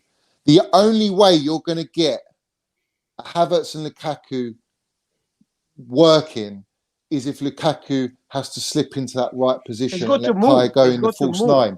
if they don't do that, and Lukaku is predominantly in that 9 role, I cannot see. I know Havertz has played on the right more so than the left, and he he's touted as a 10 and an inside right 8. But for me, he's the most dangerous as a free role, as a false 9. And I've seen it all last season. We saw it in the Champions League run up and to the final, how dangerous he is. All right. Because not only does he work hard, all right, he presses, he's intelligent, he switches right, left, he makes things happen, and he when he gets in those positions, he can finish. Lukaku's more of a not a one-dimensional player compared to Havertz, but Havertz is more. Say it, mate. Say it. I think Lukaku is he's got his game, whereas Havertz for me is more versatile. He's limited, Johnny. You're saying he's limited. Just say it. He's limited. Well, yeah, well, he is. Tell you what, Jeff, from what we're seeing so far, I have to agree. He's hindering the player in the way. But what I'm saying is the problem you got now is you got Kai Havertz, who's 80-odd million, won you the Champions League, who's not even getting any form because he's disrupted by the Lukaku. I agree. And that's a problem for me because I don't think it's that. I disagree. I'll tell you why. I mean, you can finish what you're saying, but I'll tell you why I don't think it's that. I just feel that if you play Kai Havertz with Lukaku, you can only, for me, Mount and Havertz work amazing together, right? So if you play those two together and you play Lukaku, there's no room for any Pulisic, Odoi, Ziyech, Werner. All right. If you play just Havertz, for me, Havertz, Werner, and Mount, with maybe a Pulisic in exchange for a Werner, that for me is the minerals. Lukaku needs to adapt his game. He's got so that we can fit in Havertz and Mount. And right now, I think Tuchel knows this, and he's struggling with it. I don't think it's that. I just think. Go on. What do you think it is? You'll go, Jim. This is the thing with Kai Havertz, and this is actually true. When he was at Leverkusen, he was never a 9. He actually played as a 10. He's had most of his career at Leverkusen. He was a 10. He played behind the striker. The only reason he was playing as a striker at Leverkusen is because they had no strikers and they're injured, and he was forced to play in that position. Did he play it very well? Yes, he did. But he can play a 10 role behind the striker because he was doing it at Leverkusen. I think I don't. Yeah, but then where do you fit Mount in, Jim? Is my point. I think you can play. I think you can play Mount, Havertz, and that's Lukaku. like 2 8s though, 2 10s. I think he can. I agree, but I think Lukaku's got 2 to 10s offer. With Lukaku with no movement. Let's say, argument's sake. Havertz is actually, when I think about runners, people that can run off the ball, get close to the striker. He's other than Werner, he's the only other person that we have in the team that can do that. I think that can do that. Now, I don't think it's because they're two alike and they can't play together. I don't think it's that. I just think that we've played. I just don't think Kai's performing well overall in himself. I don't think he's actually having good games. I don't think he's been affected by Lukaku. I just don't think he's started that good. Now, the other thing with Kai Havertz is that he's always picked up his form later in seasons. He's always been a second half of the season player. Something he needs to sort out, because even at Leverkusen, if you look at his stats, he's never really started seasons well, which is an issue. And the other issue that we do have with, and I stick by when I say this, is that you do need to have some sort of chemistry, but you can't have it if you don't continuously play these players with each other. So Lukaku and Havertz probably need to play more together than a Werner and Lukaku. But it's only worked. That's only worked when you had Havertz and Mount with Lukaku. It's worked with Liverpool. We saw it was working until we got the red card, and at Arsenal it worked. I think Havertz, Werner, and Lukaku can work. I think if we saw it more, I actually think that would work. And we saw a glimpse of it against Man City in the second half. If you remember, he brought Havertz on, and they played. We looked more expansive. There was more space. We was making runs, and they're both runners. They are both runners, and I think they can work by doing that. I just think that the issue we've had is that when Havertz has played with Lukaku, you've either had Mount next to him, which has worked and hasn't sometimes, or it's, I think, Ziyech that's played next to him. And Ziyech has just not been playing well anyway. So that only leaves you with one player behind Lukaku having to create or make runs while Lukaku's not doing it as well, which doesn't, what I'm saying is there was no chemistry there. It's not working. And I don't think it's just Havertz as an individual can't play with Lukaku. I think it's a system thing. I think it's. Did you not see the training Yeah. video of Havertz with Lukaku training together? Yeah. See, I think there is an issue with those two. They've got no chemistry. There's no understanding. Now Havertz, whether you like it or not, and he's having not the best stint at the minute. The guy's IQ, the footballing brain on that kid, he's a baller, is mate. He's clever. ridiculous. Yeah, right. he's a baller. Now I'm not so sure Lukaku's up to speed with Havertz, not the other way round. Chemistry. Right?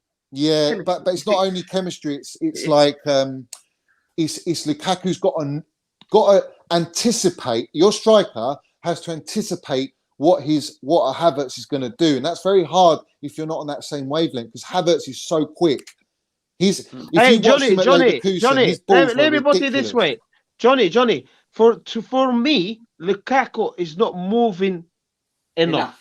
I agree with that. That's why the issue. Yeah. I can see Havertz playing with Lukaku, but it doesn't really matter if Havertz play with Lukaku or Mount play with Lukaku or Werner play with Lukaku. If Lukaku himself not moving enough, not working hard enough, anybody else is gonna struggle to play with him. Facts. Yeah, that's why I'm saying. Don't forget, we come from the system. We had three outstanding runners, which Mount, Havertz, and that's last year, and Werner. And we had to shift all this for Lukaku. But Lukaku now, he's got to adapt. He's got to do the movement, the running, right, left, center. But is that his game, though? He doesn't do that. He doesn't do that. This is my question to Lukaku. I don't think it's Lukaku's game. I don't think it is. I am worried, Jim. I am worried because we'll be 100 million. I said to him, he's static. I was at the City game. I was there. Yeah. One of the issues we had in the first half wasn't only that we were getting pressed so much and that our midfield were being wasteful with the ball, because all three of them were. Is that it was that every time we did manage to get forward, Lukaku was standing there and Werner was just making runs on his own. And I was like, come on, get him out. You know, I want to address this. So this guy saying Mount don't create, that's why we have issues. No, it's not. Because Mount, when he come on against Southampton, you got him triggered now. He created enough chances that Lukaku should have banged that away. Let's have it right. He missed a sitter, yeah, and he didn't put it away, and he robbed Mount of another assist. But the point is, how can you create for someone who doesn't move for you into the positions for you to create? Yeah. I agree. Tell me. But I think Lukaku wants people to run off him, and I think that's what it is. I think that's why Werner. This is why I bang on about Werner playing. Yeah, Werner can do that, and Pulisic, and Pulisic. But we're never going to see Pulisic, are we? Because he's always fucking injured. Yeah, he's always injured. Yeah. I know. And that's a problem. That's a big problem for me because we missed him. We needed him in the Juventus game. We needed him in the City game. We needed that profile player, that special dribbler, and someone who can get out of tight spaces. I cannot keep them, mate. Jim, I have a question for you, Jim. Do you want him sold if you have an opportunity? Who? Lukaku? No, Pulisic. I think we've got to look to replace him. This is becoming an issue. He's such a special player, though, Jim. He's such a special player. Oh, mate, that's the problem. When we have seen it, and it was Lampard's first season. Yeah, he was very important along with Giroud for us to get Champions League football. I remember the Burnley games. I remember all them games and how good and effective he was. He was scoring goals. He was dribbling. He was very good. But what lets him down is these fucking injuries, and we can't be carrying people along. We're a team that need to be challenging, and this is becoming an issue. We need players that are available. Yeah, but Chris, it's not one chance. It's not. He missed the Juve chance. He missed the Southampton. That's two chances in two different games. Yeah, that's what I was saying early on. And we look for clinicalness. We missed a striker who would get that chance, and we never scored it, and we drew games or we dropped points. Well, we've got a striker now, and he's not taking those chances. So obviously, you're going to. I can remember the guy saying it as well. You know, Johnny, you need to understand as well, Johnny. Right? Someone said, "Oh, we're missing clinical," but that's why we bet the 100 million. They finish the chances. Yeah, of course. You pay the money for the minerals, and if you're not bringing the minerals, then you got to be dropped. I agree. My issue with this comment is that when no matter who it is, one second. My issue with this comment is, I know everyone said it was only one chance. Don't criticize him. I hear that, but we spent a lot of money in Lukaku, right? When you think about the old Chelseas and the strikers that we've had in the past, and we've had games like that at Juventus where we've not playing well, we're behind, we're drawing, we just need someone to step up, and they had that one chance. Think of Didier Drogba, think of Diego Costa. I can think of them two straight up. Eden Hazard, in the moments where you need them to step up for a second. Even if we weren't playing well, they would score them chances, and that would be the difference. Now, that's what Lukaku needs to become. He needs to be a difference maker in games when we're not actually always playing fucking well, and we have that one chance. He needs to take them because he is the goal scorer. I'll answer this football style. Why Mount can't score outside the box? Please answer me, Johnny. Yeah. Well, I'll tell you why he doesn't score from outside the box. Because Mount's main priority and first thought process is how can I benefit the team and feed and supply my team and get into positions to help my teammates to break the press, to break the defence down, to create chances. If a chance comes, he'll take it. But let's have it right. And I've seen it for England predominantly. Mount gets into fantastic positions. And I'll give you an example of the England game. When he was pushed up top, he got into a position just outside the box on 2 occasions. And Grealish, so selfish, man. All he had to do was cut the ball back, and he could have had a crack twice and potentially could have scored. Now, our players need to look at Mount as well. It's not just Mount feeding everyone else. They've got to be aware of the positions he gets into, because he gets into very good positions. Like Lamps used to get into positions. He'd run in a little bit late, creep in, and then that's where he receives the ball. But he never gets the ball. So how can you shoot if you don't get the ball? And if you do get the ball, all right, he scuffed a couple of shots or he's got into position, but he gets into these positions, is my point. And it's down to his teammates to find him as well. Let's have it right. Lukaku's been bought to score goals, mate. I know you keep saying that, but it's the same with Ziyech. What did we buy Ziyech for? To create. He's not doing it. It's a problem. You know what I mean? Like, what I'm trying to get at is he needs, when he gets some opportunities, we want to see him score more than not. Our issue last season with Timo Werner was that he was getting in these positions, but he wasn't scoring them. Even though he was doing everything else, he wasn't scoring them. So everyone hated him because he wasn't putting it in the back of the net. Well, not everyone, but certain parts of the Chelsea. So my issue is that when he gets them opportunities in games where we're not playing well, and he needs to take them, he needs to take them. He needs to start taking them. That's what we're saying. And to me, that's absolutely fair to say. That's not being slanderous or having an agenda. That's whether you brought in a Haaland or anyone, all right, for that sort of money, you expect them. Now, Drogba, he came in and he was clutch. He would pull out. Lampard was clutch. Now, for me, Mount last season was our most clutch player, and he delivered. I want to see that more this season. His figures are going up and up and up, and now he's into this season. He should be hitting double figures now. That's what I want from Money Mace. Now, what I would say is, I'll answer this guy, Aaron. He said, "Is Johnny is Mount better than Pogba?"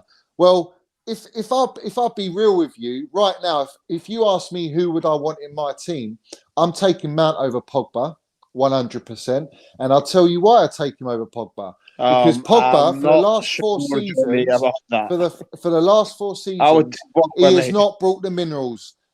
Mate, you can tell, if you can tell me hand on heart that Mount has not been better over the last 2 seasons than Paul Pogba, I don't know what to say to you, mate. Paul Pogba's been injured.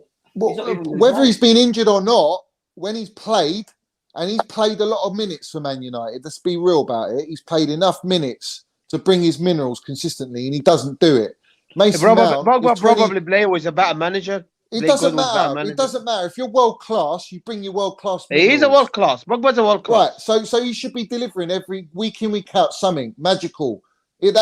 Every fan, when you buy a player like that, you look for that wow factor in every game. You look for that clutch moment. You look for that dribble, that special ball. He don't do it enough. I'm sorry. No, but why, Johnny? In my respect, I'm having Mount all day over Paul Pogba. Johnny, you need world class. Listen, you need world class manager to get the best of the players. When Lampard we had Lampard, I'm not being funny. We were 9 in the table, and a lot of players were not playing for them. It doesn't mean this player wasn't good enough, because the manager won't get the best of them. You can't compare Lampard. Pogba, because Lampard was consistent throughout his whole career. Pogba isn't bringing up those numbers. Talking about Lampard as a manager. Let's not go down that route. Right, well, the bottom line is I'm answering the question. For me, I even told you the last 2 seasons, Mason Mount's stats have been better than Paul Pogba. Let's have it right. So, I'm having Mount in my team over Paul Pogba all day long, mate. Fair enough. Blue Ice, what are you saying, my man? I'm How good. you How you doing? Thanks for having me, bro. Always, mate. Always welcome here. Yeah, we're right, mate. We're right. We're just talking about the game overall. Now we're talking a bit about the players, what we need to do. Like, how you feeling about today? I'm confident. I'm confident, even though I know this game is a banana, like they say, the banana peel approach. I think Brentford has something to prove. Haven't lost in that stadium in ever, I think, and against the London side. And we're coming off an international break, so I know there's going to be a lot of lapses in the squad. But however, just from a player output perspective, Mount, my favorite player of all in the past, like Johnny was saying, in the past 2-3 years, I fear for him this season. He looks heavy, and I would really like to, like Johnny was saying, this season is when Mount should be stepping into a potential world-class growth in a player, but I'm not sure. He looks heavy. What do you mean by heavy? What do you mean? Like he looks like he put on. I'm not sure if it's muscle. I know he's a boxer by he's a boxer, hobby wise. So I'm not sure if he's putting on too much muscle. I don't find him to be that flexible like he was last season. He's able to turn on the half turn. I don't see that anymore. I saw that game against the last game. Was it against Andorra? The last game, he was horrible. He got criticised, didn't he? He had no passes. That concerns me. And he got an 8/10 rating because he played from deep. I'm like, no. Yeah, what are you talking about? Hungary, you mean? Well, yeah, against Hungary, yes. So he was playing the Henderson role. I mean, exactly, he was playing the Henderson role. But all in all, I just find after our Champions League finals, Mount hasn't been the same, and that concerns me. And this is where Tuchel has to put on his coaching hat. He is supposed to be able to now convert this player of the year material from last blue season. eyes. Hold on. He is supposed to be able now. This season is when we see Mount appear into what we want him to be. He's got to be able to score from outside. He's got to be able. There's so many things he's supposed to bring to his game right now that I think we are overlooking. Agreed. Yeah, but you've also, what I would say to you is you've also got to take into consideration, this is very important what I'm going to say, is that since the Champions League final, Mount has not had any rest. He's played the whole Euros. I get it. No. Hold on. Pre-season. Hold on. There's what's called. I get it. Your match sharpness. Yeah, but there's what's called efficiency. You can. Yeah, but he came on against Southampton. I get it. And he absolutely changed the game. No. You're missing the point. No. Yeah, because that's a one-eyed monster in the land of the blind. He was the only good player that came in that game against Southampton. That's why he looked good. It's not that he looked good because everyone else was so poor. We were decent in that game, but my point is what he brought was the intensity, the movement, the pace. Johnny, you're missing the point. All I'm saying, you are not a Mason Mount fan more than I am. So I'm with you. Johnny, I'm with you. I don't think you've heard me rant and support Mason Mount. I don't think you know me and Mason Mount. That is the reason, and that is the reason why I am concerned. I wouldn't care if this was another player because I think Mason Mount has world-class potential. However, he's got the world-class minerals. You're right. Yeah, he does. 100%. He does. But I think he now has the personal initiative that he needs to work on, and we need a coach to coach it out of him. I think, Brias, I agree, and he himself, if you know Money Mates, he wants to improve. He wants to improve himself and better himself. That is his target. He wants to get double figures this season. He chatted to his old man. He wants double figures. Fair play, and he'll get that. But my thing is, in order for him to get to that, he set the bar very high last season, winning the Champions League, performing the way he did, carrying us the way he did, turning out clutch. Now, he's got to get his match sharpness, his match fitness. He's missed more games than he's missed in the entire season last season. Johnny, you are. Let me tell you something, Johnny. You're treating Mason Mount with kid gloves, and if you do that, guess what?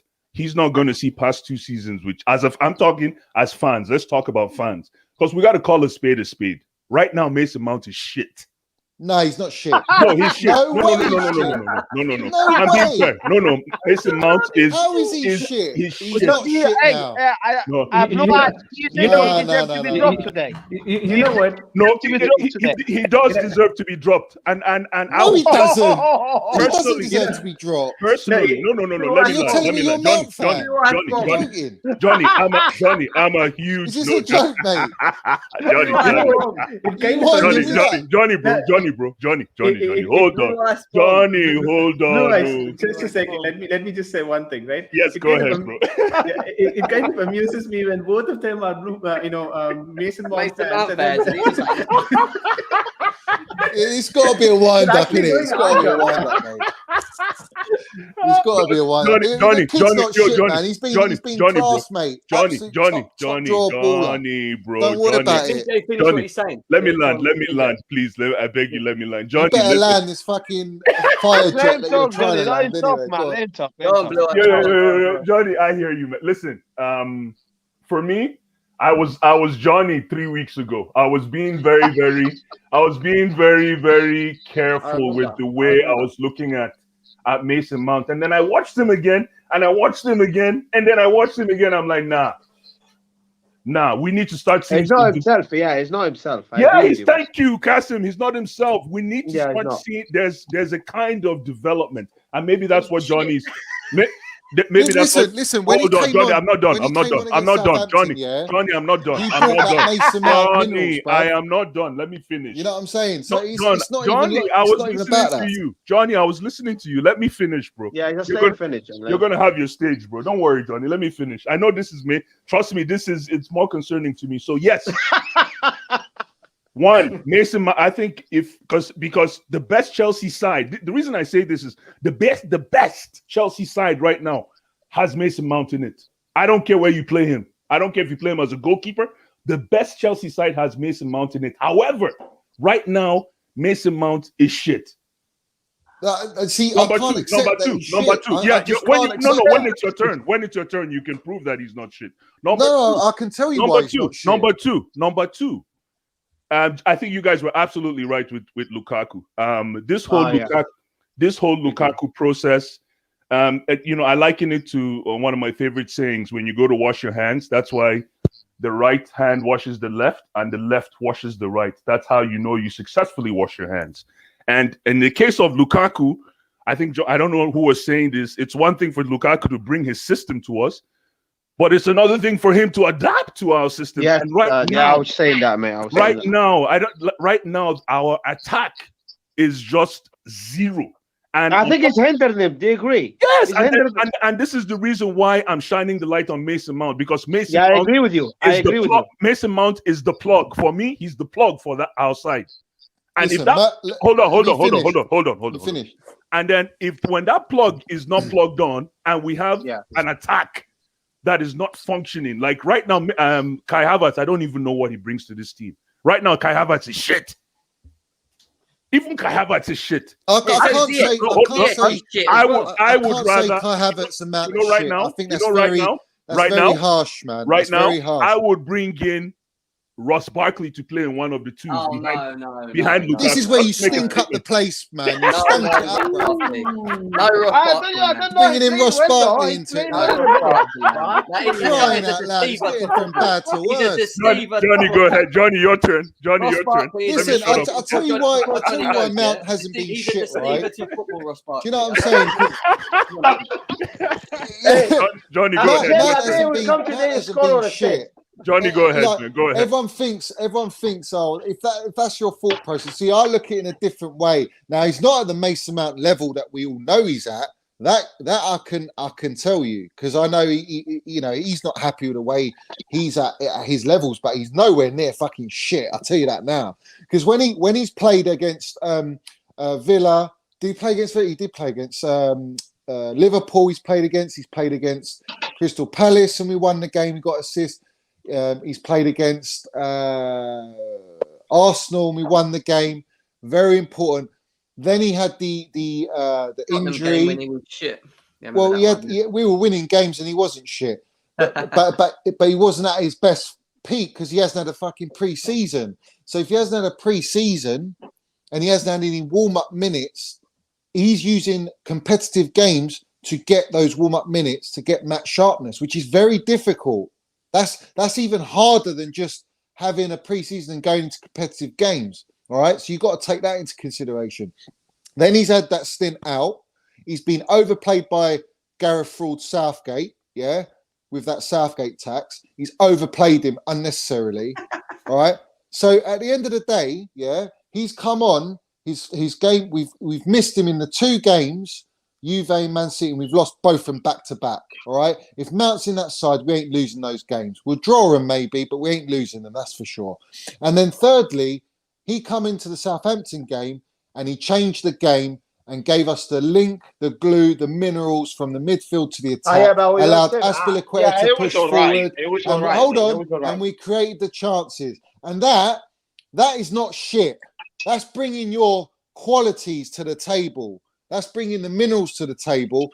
And he's done that, but he's nowhere near kicked off yet. And he's already balling. He's already going to ball out. He'll ball out today when he plays. He'll be very important to us. And he'll continue, and he's going to get double figures this season. I ain't worried about Mason Mount. He's not the fucking problem. The problem is Lukaku needs to move about more. Yeah. All right. Yeah, Ziyech needs to pull his finger out of his arse and bring out his magic wand because he's doing a Houdini himself. Yeah. Let's have it right for a 28-year-old in his prime professional. Jorginho's knackered, so he needs to be rested and brought back in and eased in. Kante needs to be eased in. We ain't even got James in the squad. When James went off against Man City, that hurt us. All right. No James, no Kante, no Mount, no Pulisic. Well, what fucking options has Tuchel got? He hasn't got many options. So he's been forced to play in the last games where we've lost those options. But I'm saying to you, if you have Mount in there at the very least, he'll get you through. He'll pull you through. He's got enough in his locker to do that, even if he's not at the races. And yeah, he's bulked up a bit, but you've got to bulk up in this league. You need to be durable. Your muscles need to be solid. You know what I mean? His neck is out there. He's ready to compete for every competition, every game he's going to play in. He's physically ready, and that's important. Look at Kai Havertz. Kai Havertz needs to bulk up. He needs to take a leaf out of Mount's book, take some minerals, and literally bulk up because Havertz is too withery for me. He's got a bit of grit about him, and he's got a bit of shithousery. I call him. He's got an elegant shithousery about him, but he needs to bulk up a little bit and use that physical aspect in his and bring it into his game. So I don't think Mason Mount's shit. I think that's very harsh. He's a Ballon d'Or. He's shit and at the he's moment. a Ballon d'Or nominee, man. Let's have it right. Ballon d'Or nominee. I was My saying this, Johnny, it's not, and everyone was laughing. Johnny, Everyone was not laughing. shit at the moment. It's not He's fair. shit at He's the in the moment. list. He's He's on shit that at the list, moment, mate. Johnny. I was it's the surprised best with that. feeling. I was It's very the best surprised feeling. with that.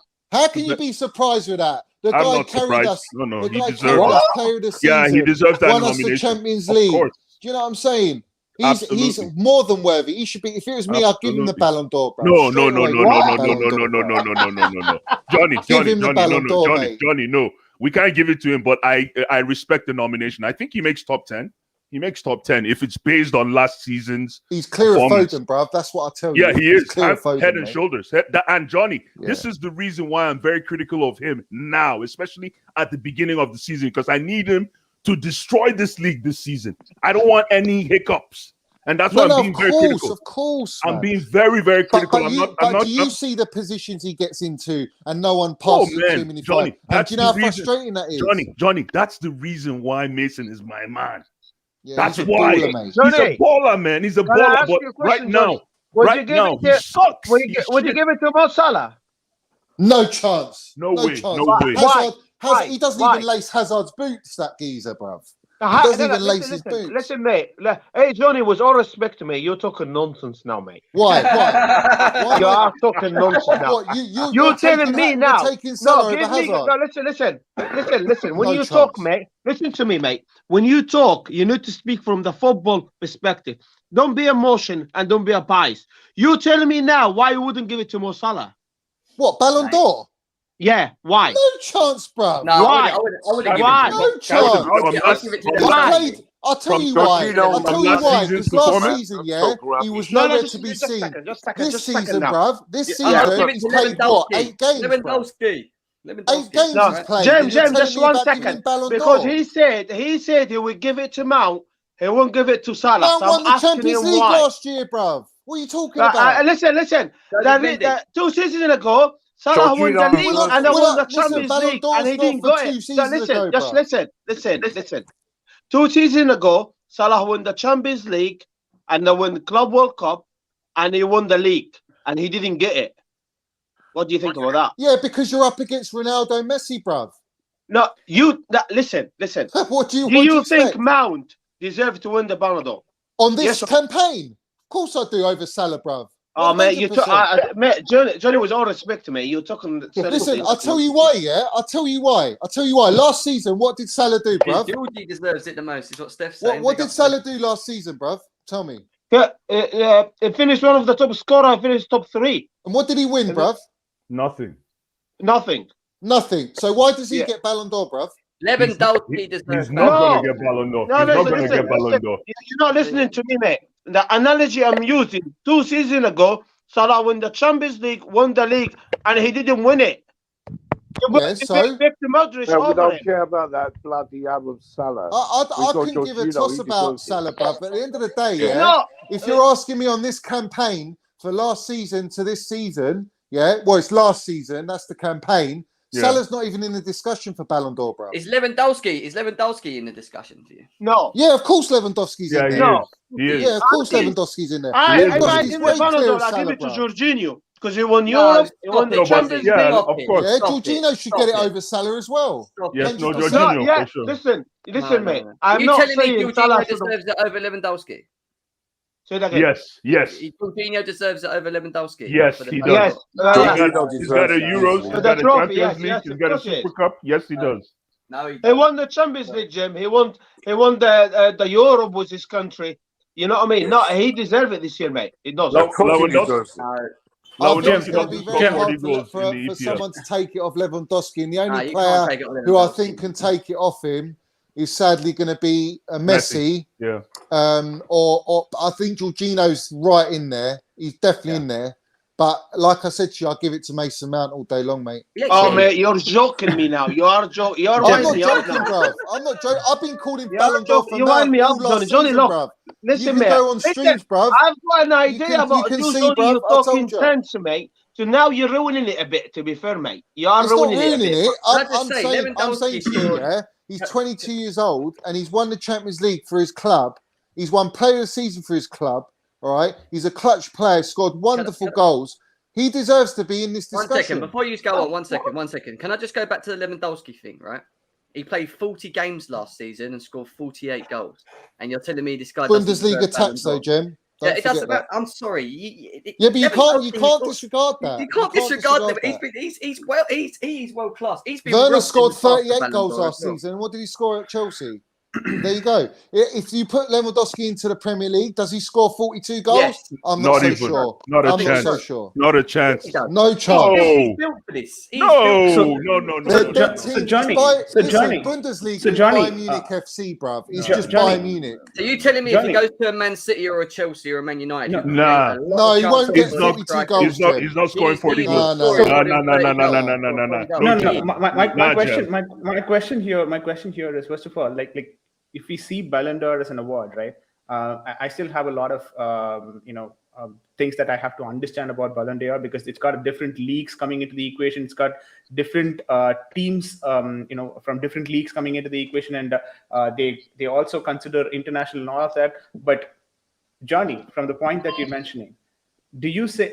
Are you saying that any player who plays in the Bundesliga does not deserve the Ballon d'Or just because the league is that way? No, nonsense. No, I'm not saying that they don't deserve it, but what my point is, I think if you look at the history of Ballon d'Or, who's won it from Bundesliga, you can go and find out.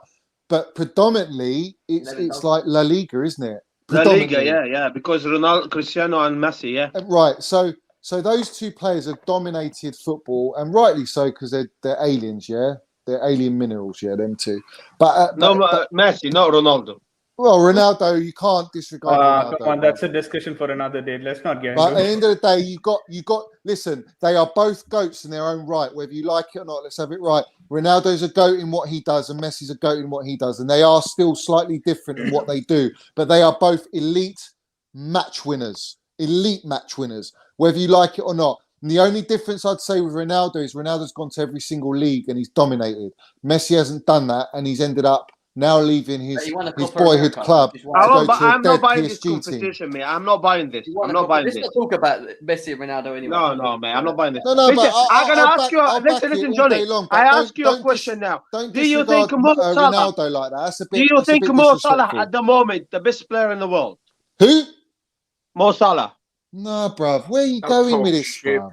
No, but what are the where are you aspects? going with this? Wait. Guys, if you're basing it on form, Kazim, if you're basing it on form, Karim Benzema is the best player in form.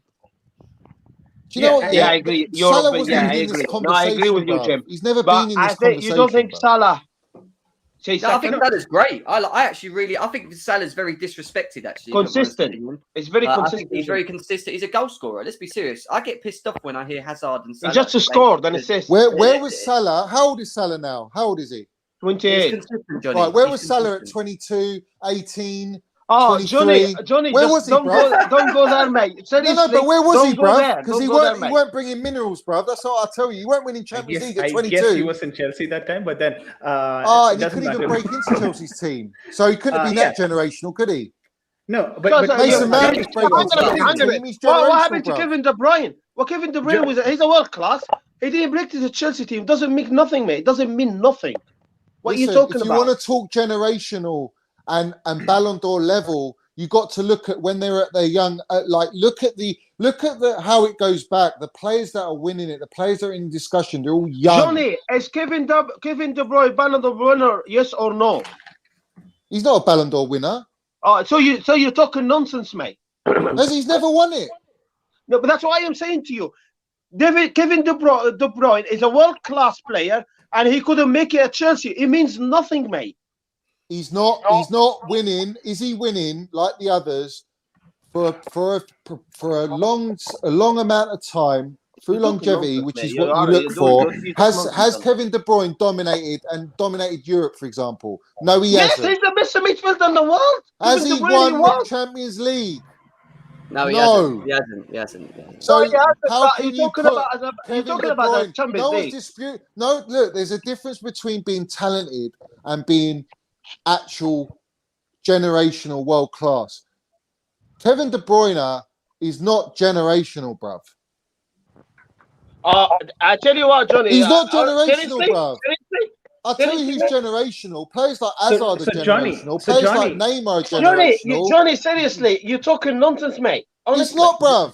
He's done well. Kevin De Bruyne's done very well. We've gone well off track. Johnny, the question. No. Jem. Have you done the team list for today's game? Have you done the first 11?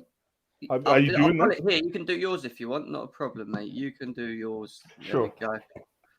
But I'm not using trophies as a metric. I'm saying if you're dominating and you're that player at that level, you're winning titles after titles. You know what I'm saying? No, Johnny, you're using age as a metrics. I wouldn't go just by the age, right? I mean, you're saying 22, and so Mason Mount is a contender for Ballon d'Or. He's not a contender. Can I just say something really quickly? Let me just squash this with our Chelsea players because it's getting silly, right? No, Jorginho's up there, Jim. No, wait a second. Mason Mount and Jorginho are in there, all right? For me, they're just on the names. Ballon d'Or is, for me, a very rigged competition, I think. I don't actually think it's... When you think about the people that have won it in the past and who have won it, I don't really think it's been done based on any real merit, other than Ronaldo and Messi's when they were dominating. I understand that, but that was just back and forward with them. Lewandowski was robbed one season for it. Luka Modric won it in one season, which I wasn't even sure if he was fully deserved to win. He's a wonderful player, man. He's world class. I don't look at it too much. They're on the names. They're on the list, which is great. That means they've had a great season. They haven't had a grateful season. Let's get it right. Our Chelsea players have had half a great season, because under Frank Lampard we were shit. We had some bad games, had some good games. We had some really shit games as well where we was not good enough. Yeah. Yeah, but So Mount it's wasn't, not that- Jen. Mount was Yeah, I know, consistent but for what the I'm whole saying is it's season. not based on half a season. That's why he when you gets look a at Ballon shout. d'Or, it's a full season Yeah. shout, isn't it? So you need to see consistency in through the season, and Jorginho hasn't been consistent through the full season. And These Mason Mount- teams carry these Yeah. players carry their teams. They carry Yeah, them. but what I'm saying is they're not Lewandowski, Messi, Ronaldo. This is why I think they're all. Yeah, but Lewandowski, like I said, they're at is another playing in level. Bundesliga, man. I'm sorry. But anyway, and Benzema, we'll move. We'll talk about it on another day. But Blue Ice. Yes. This is the lineup. Oh, mixed lineup. I What- see. what No, are you saying? no, looks good. Looks good. Except for Werner, I like this lineup. Looks and why not? except for Werner and Chile. Why? Except Werner, I would like to see Havertz take his shirt back. I don't know what's going on with Havertz, man. I'd like to see Havertz take What, his you shirt don't want back. Chilwell? You don't want Chilwell? No, What? Zo, please. Why do you want him? Right now, Alonso is a shit player playing at world class level. You better not drop Mount. No. Johnny, I'm with you, bro. Trust me. But give Mount. Listen, Johnny, I give Mount 45 minutes in the first half. If he sucks, if he's doing this thing he's been doing the past 3 weeks, I bench him, man. Because Mount right now he needs a kick. He won't do it. I know. He trusts him too much. He does. I trust him too. But Mount needs a kick up the backside. Last season against Wolves, he never got started. He came in, gave 20 minutes. And Big up Stephanie. Yeah, Jorginho should play. I agree. You know what, Jem? Mount and put Werner in. Werner, you know what, Jem? No way. And No. Werner is not ready yet for me. What are you talking about? He's not ready. He deserves to start more than He's any not other ready player. yet, man. Werner's not ready, man. No. Ready. Come on. Oh, No, Stephen, are you joking, bruv? What? Gilmore Billy Esther's on the bench again. This guy's a joke, man. He's fucked him up, bro. All right, Jem, Honestly. I'm going, man. And I speak to you later. See you Thanks for later, having me. I Kevin. appreciate Take it, care, mate. mate. Take care. Bye. Take a same. So why doesn't Werner deserve to start, Blue Ice? I just think he scored 4 goals in 5 games for his country. He's very good against Southampton. Very good. And for me, he was man of the match. I thought he was very good. He's playing. If you're talking about on form at the moment, he's probably deserves his chance when you think about how the others are playing behind Lukaku at the moment. And at this point in time, No. At this point in time, no. Let's not forget. At this point in time, Lukaku and Werner only seems to be a better combination than the rest. No, guys, you're missing the point. Lukaku and Werner. I get it. There's a romanticism involved. Involved with Timo Werner. Timo Werner is the crowd's favorite. I get it, but we got to call a spade a spade. That guy cannot play ball. That's nonsense. Timo Werner. If Timo Werner has you, listen. Timo Werner has you on a 1-on-1 in front of the 18-yard box. He doesn't know what to do with the ball. Yeah, but you're talking about last season. In general, the guy cannot. He doesn't know how to dribble. What he does well is he knows how to crash the net. But guess what? In the EPL, you don't get that chance to crash the net. Just run. He's a runner. And Chelsea is more of a, like that's why Johnny is giving Havertz a lot of credit, because Havertz is like the Joker. He's like the Joker, and then Mount is the guy who does all the creation. Not all the creation, but Mount is the guy who basically. I think Timo Werner's more effective, bro. That's what I'm saying. Sorry, no. Timo Werner's not there yet, man. Listen, if Timo Werner, I'll take Ross Barkley before Timo Werner any day. No. Now you're talking nonsense. No, I'm serious. This is romanticism. Yeah. That's really bad. That's a bad take, Blue Eyes. That's worse than bad. Listen. You know why? None of our front players right now. You're talking a lot of rubbish, my friend. I know, Nick. I know. The thing is, what Ross Barkley brings to this team right now, I am so excited for. If he can maintain. What is it? What is it he brings? Hold on. Let me land. Hey, listen. First things first, Ross Barkley is not a starter. He's an auxiliary player. And that's even if he gets his form up. He's going to be coming off the bench. So don't let nobody get too excited. But what I'm saying is, for bench players right now, I think if Ross Barkley can maintain the form and vision. Because I think, if he maintains that form and vision, I'm telling you, man, he's going to get a lot of games this season. Lewis, I thought a lot more better of you, mate. I actually, Listen, I did. And now you've gone and done this. Jem, let me tell you something. Lewis, you got to respect Werner, bruv. That his contribution last season. I backed Werner a lot last season. He's saying Barkley over Werner.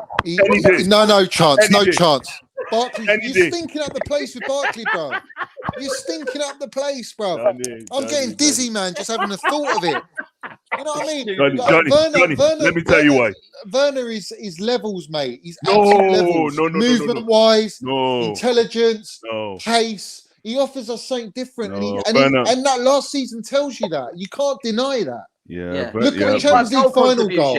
Very important. Champions League final goal. Listen, it was down to him bringing stretching their defense. They were worried about his pace because they if we're playing. Listen, if I have two guys on the bench, Blue Eyes, come on, mate. Okay, good. If we're playing a nil game and there's 5 minutes left in the game, and I have Werner and Barkley on the bench. Oh, don't do this. Don't. And I have Werner, but who do you bring in? Werner, bro. Werner.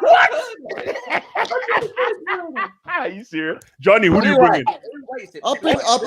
Listen, you're only saying that now because Barkley came off and brought a one ball over, right?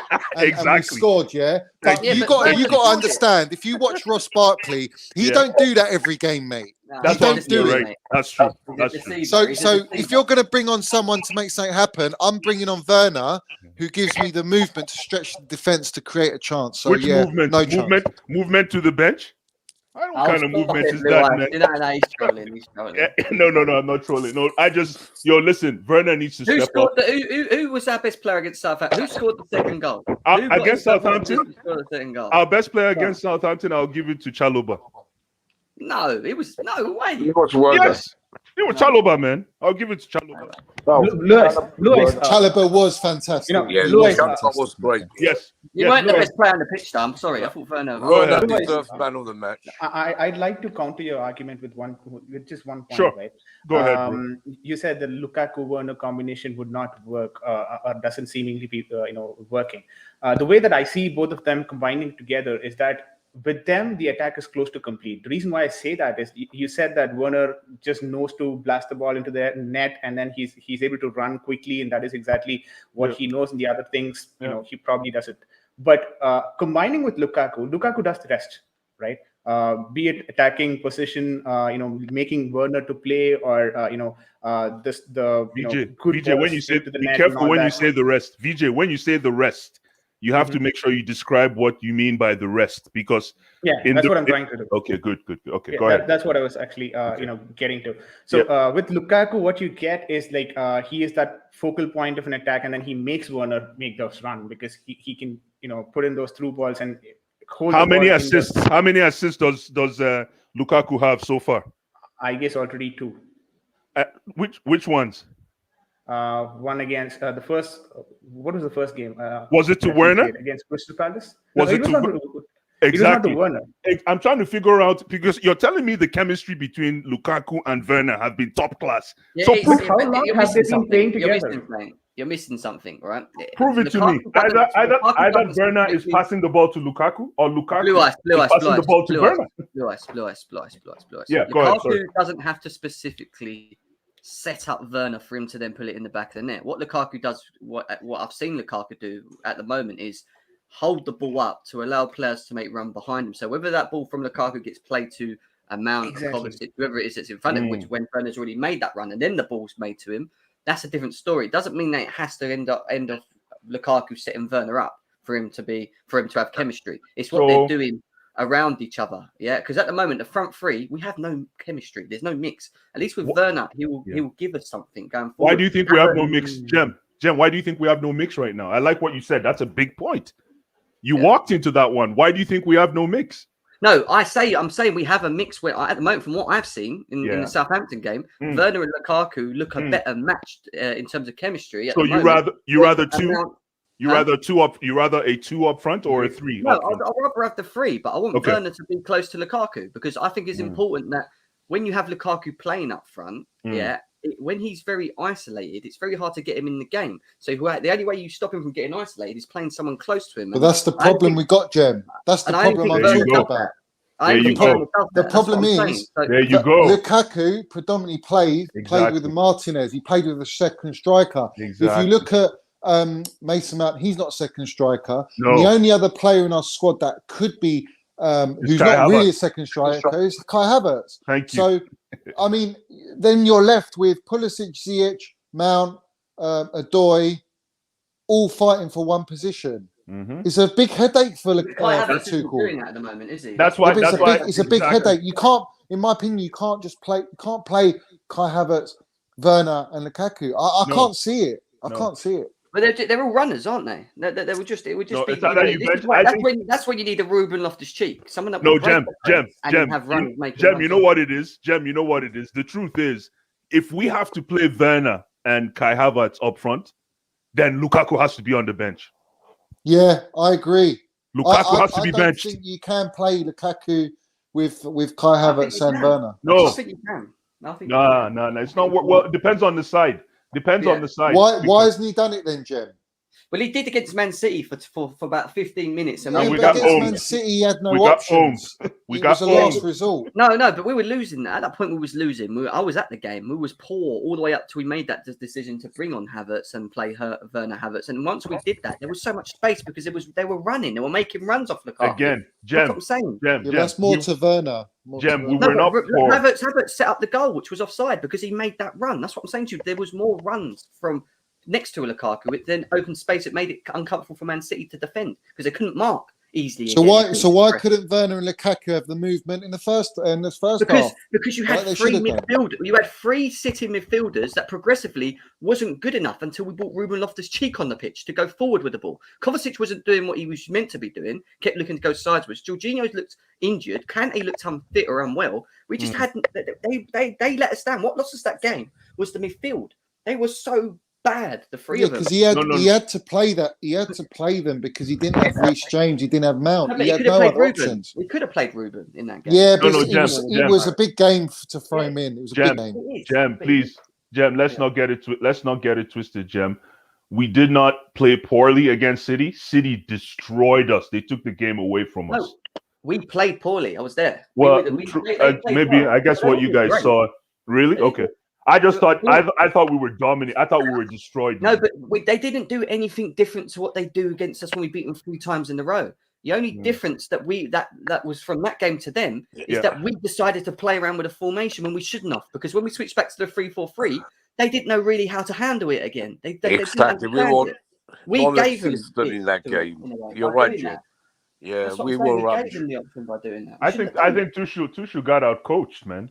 I think he didn't. He overthought it. He overthink it. So you didn't think so, Jem? I know you guys saw the game live. I watched it on TV, but so you didn't think Jesus made a difference in that game? Not really. Really? Not really. No. Apart from the goal, I thought Jesus was the X factor. Realize the first 45 minutes of that game, yeah, they had a lot of the ball, but they weren't really doing much with it. We were dealing with it, the pressure. We had it. They were getting in positions, and they weren't. They were taking shots outside the box. My thing, Jem, is where was the press from the front line?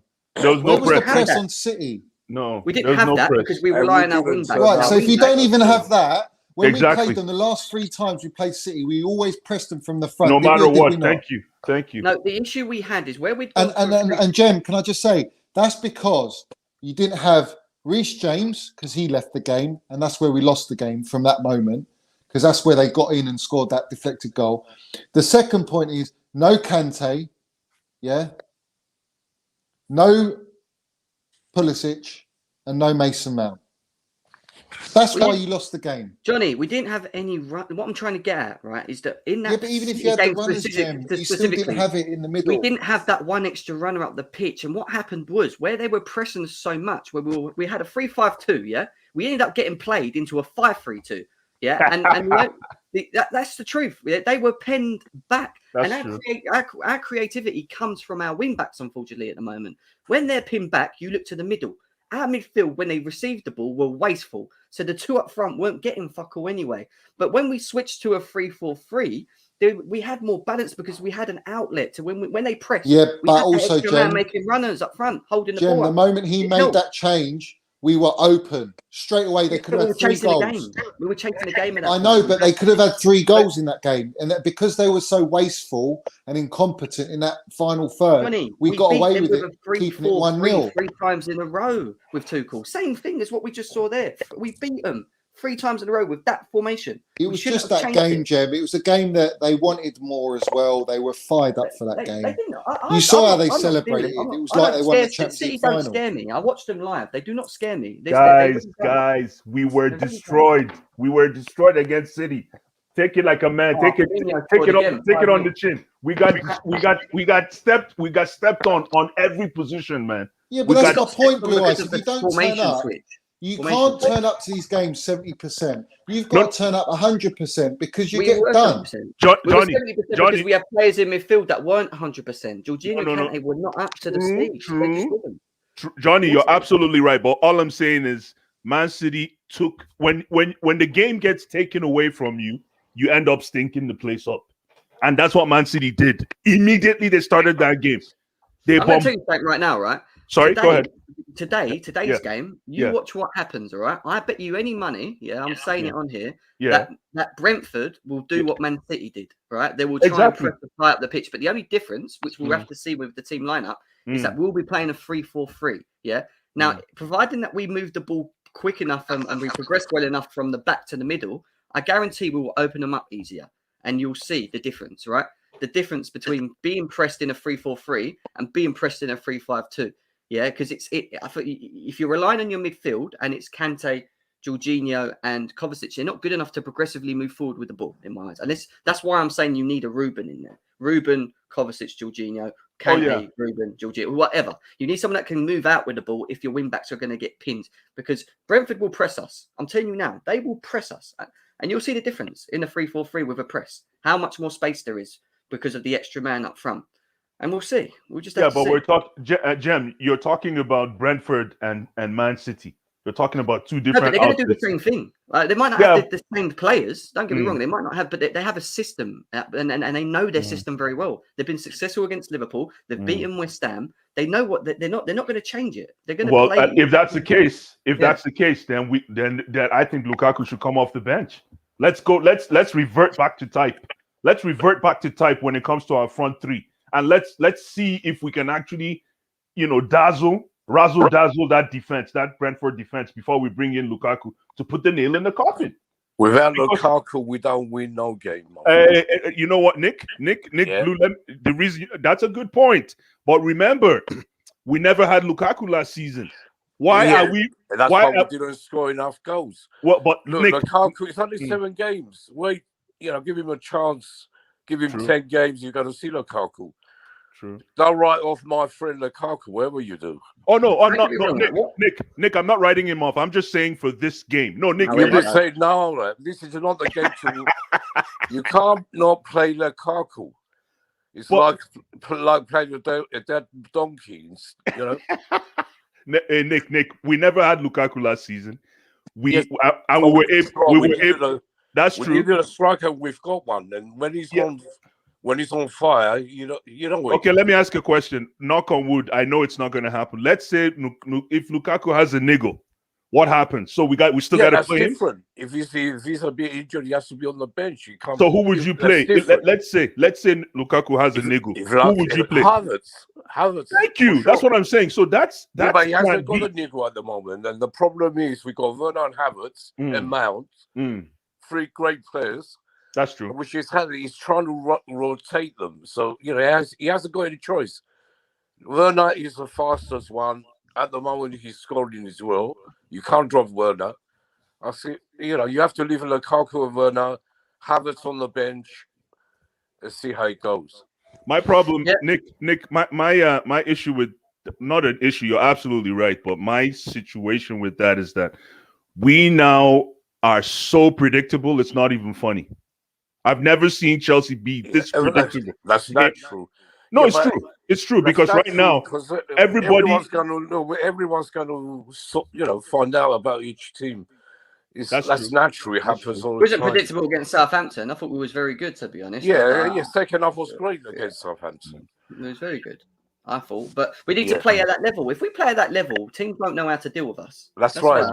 They won't know how to deal with if with we play 100%, no one can beat us. No one. Let's do score predictions anyway, because it's been over 2 hours. I've got to shoot as well. We're going to do we are going to do a reaction show as well after the game. So score predictions, viewers, let me know. Smash the like button as well. Let's get to 75 likes. We're 14 away from 2.9k subscribers. We're on the road to 3k as well. So please subscribe if you're new to the channel as well. Blue Ice, what is your score prediction for today's game, mate? You know what? This is going to be a very, very tough game for Chelsea. Very, very tough game. I'm calling a 0-0. Okay, go for a draw. Yeah, I'm calling a 0-0. Just coming off the international break, that hump, and just trying to piece together our best 11 right now. And considering the fact that Brentford is riding right now on that promoted team bounce and new stadium bounce, and I'm curious to find out how Christensen handles Tony. I'm not sure how that's going to work, but that'll be a very, really, really interesting battle. But yeah, 0-0. I'm calling 0-0. Thanks, Jeff. Yeah, I don't think that's a bad guess. I mean, back off international, there's a lot of things that we can take into consideration. What are you saying, VJ? A 1-0 win for Chelsea. Nice. 1-0 win for Chelsea. Yeah. Okay, fair enough. Can't complain about that. What What about you, think Nick Blue? we'd break him. Yeah. Nice. What are you saying, Nick Blue? Yeah. Now, the only thing I'm worried about is we haven't got Rudiger for this game. If we had Rudiger, we'll easily go 3-0. Without Rudiger, I'm going 2-0. Fair enough. I've already said it. I feel like if we play to the level that I know we can play with or without Rudiger and all these other injuries that we got, I still think we can win 2-0, maybe even 3-0, to be honest, 2-3-0 on our day. But we've got to play to a level, and he's got to play the right squad as well, the right team. So we'll have to see in terms of who he picks. But if we don't, and we're complacent, and we're wasteful with the ball, and we do what we did against Juventus, especially in the first half, they could easily beat us, or we might even draw. Might be 1-0, 1-1. So it can either go one way or the other for me. But I'm confident that we can get a 2-0 win. I am. I think I know it's hard coming back from internationals, but we've got a very good manager that won't allow these players to be complacent. I don't think anyway. So I'm hoping we'll have the result. We need the result. Liverpool just gone to 1-5-0 with a Firmino hat-trick as well. So we need to score a few goals. My! Are you serious? What was the score? 5-0. 5-0, yeah. That's Watford. Salah, Mane, Firmino hat-trick, I believe. Are you serious? Oh my goodness! But guys, every one of their attackers have scored a goal. Well, as long as we can get Sarr, if we can poach Sarr in January, that would be nice from Watford. Continue smashing the like button, guys. Subscribe if you're new to the channel. I will be back with a reaction show later. Let's try and get this stream up to 75 likes if you can. Please hit that before you leave, and also hit the subscribe button as well. But enjoy the game. Enjoy the rest of the day. I hope you've enjoyed the stream. Always entertaining with Blue Ice and Johnny and everyone else mixed up in it. So thanks, bro. See you later. Talk to you in a bit. All right, peace. Peace.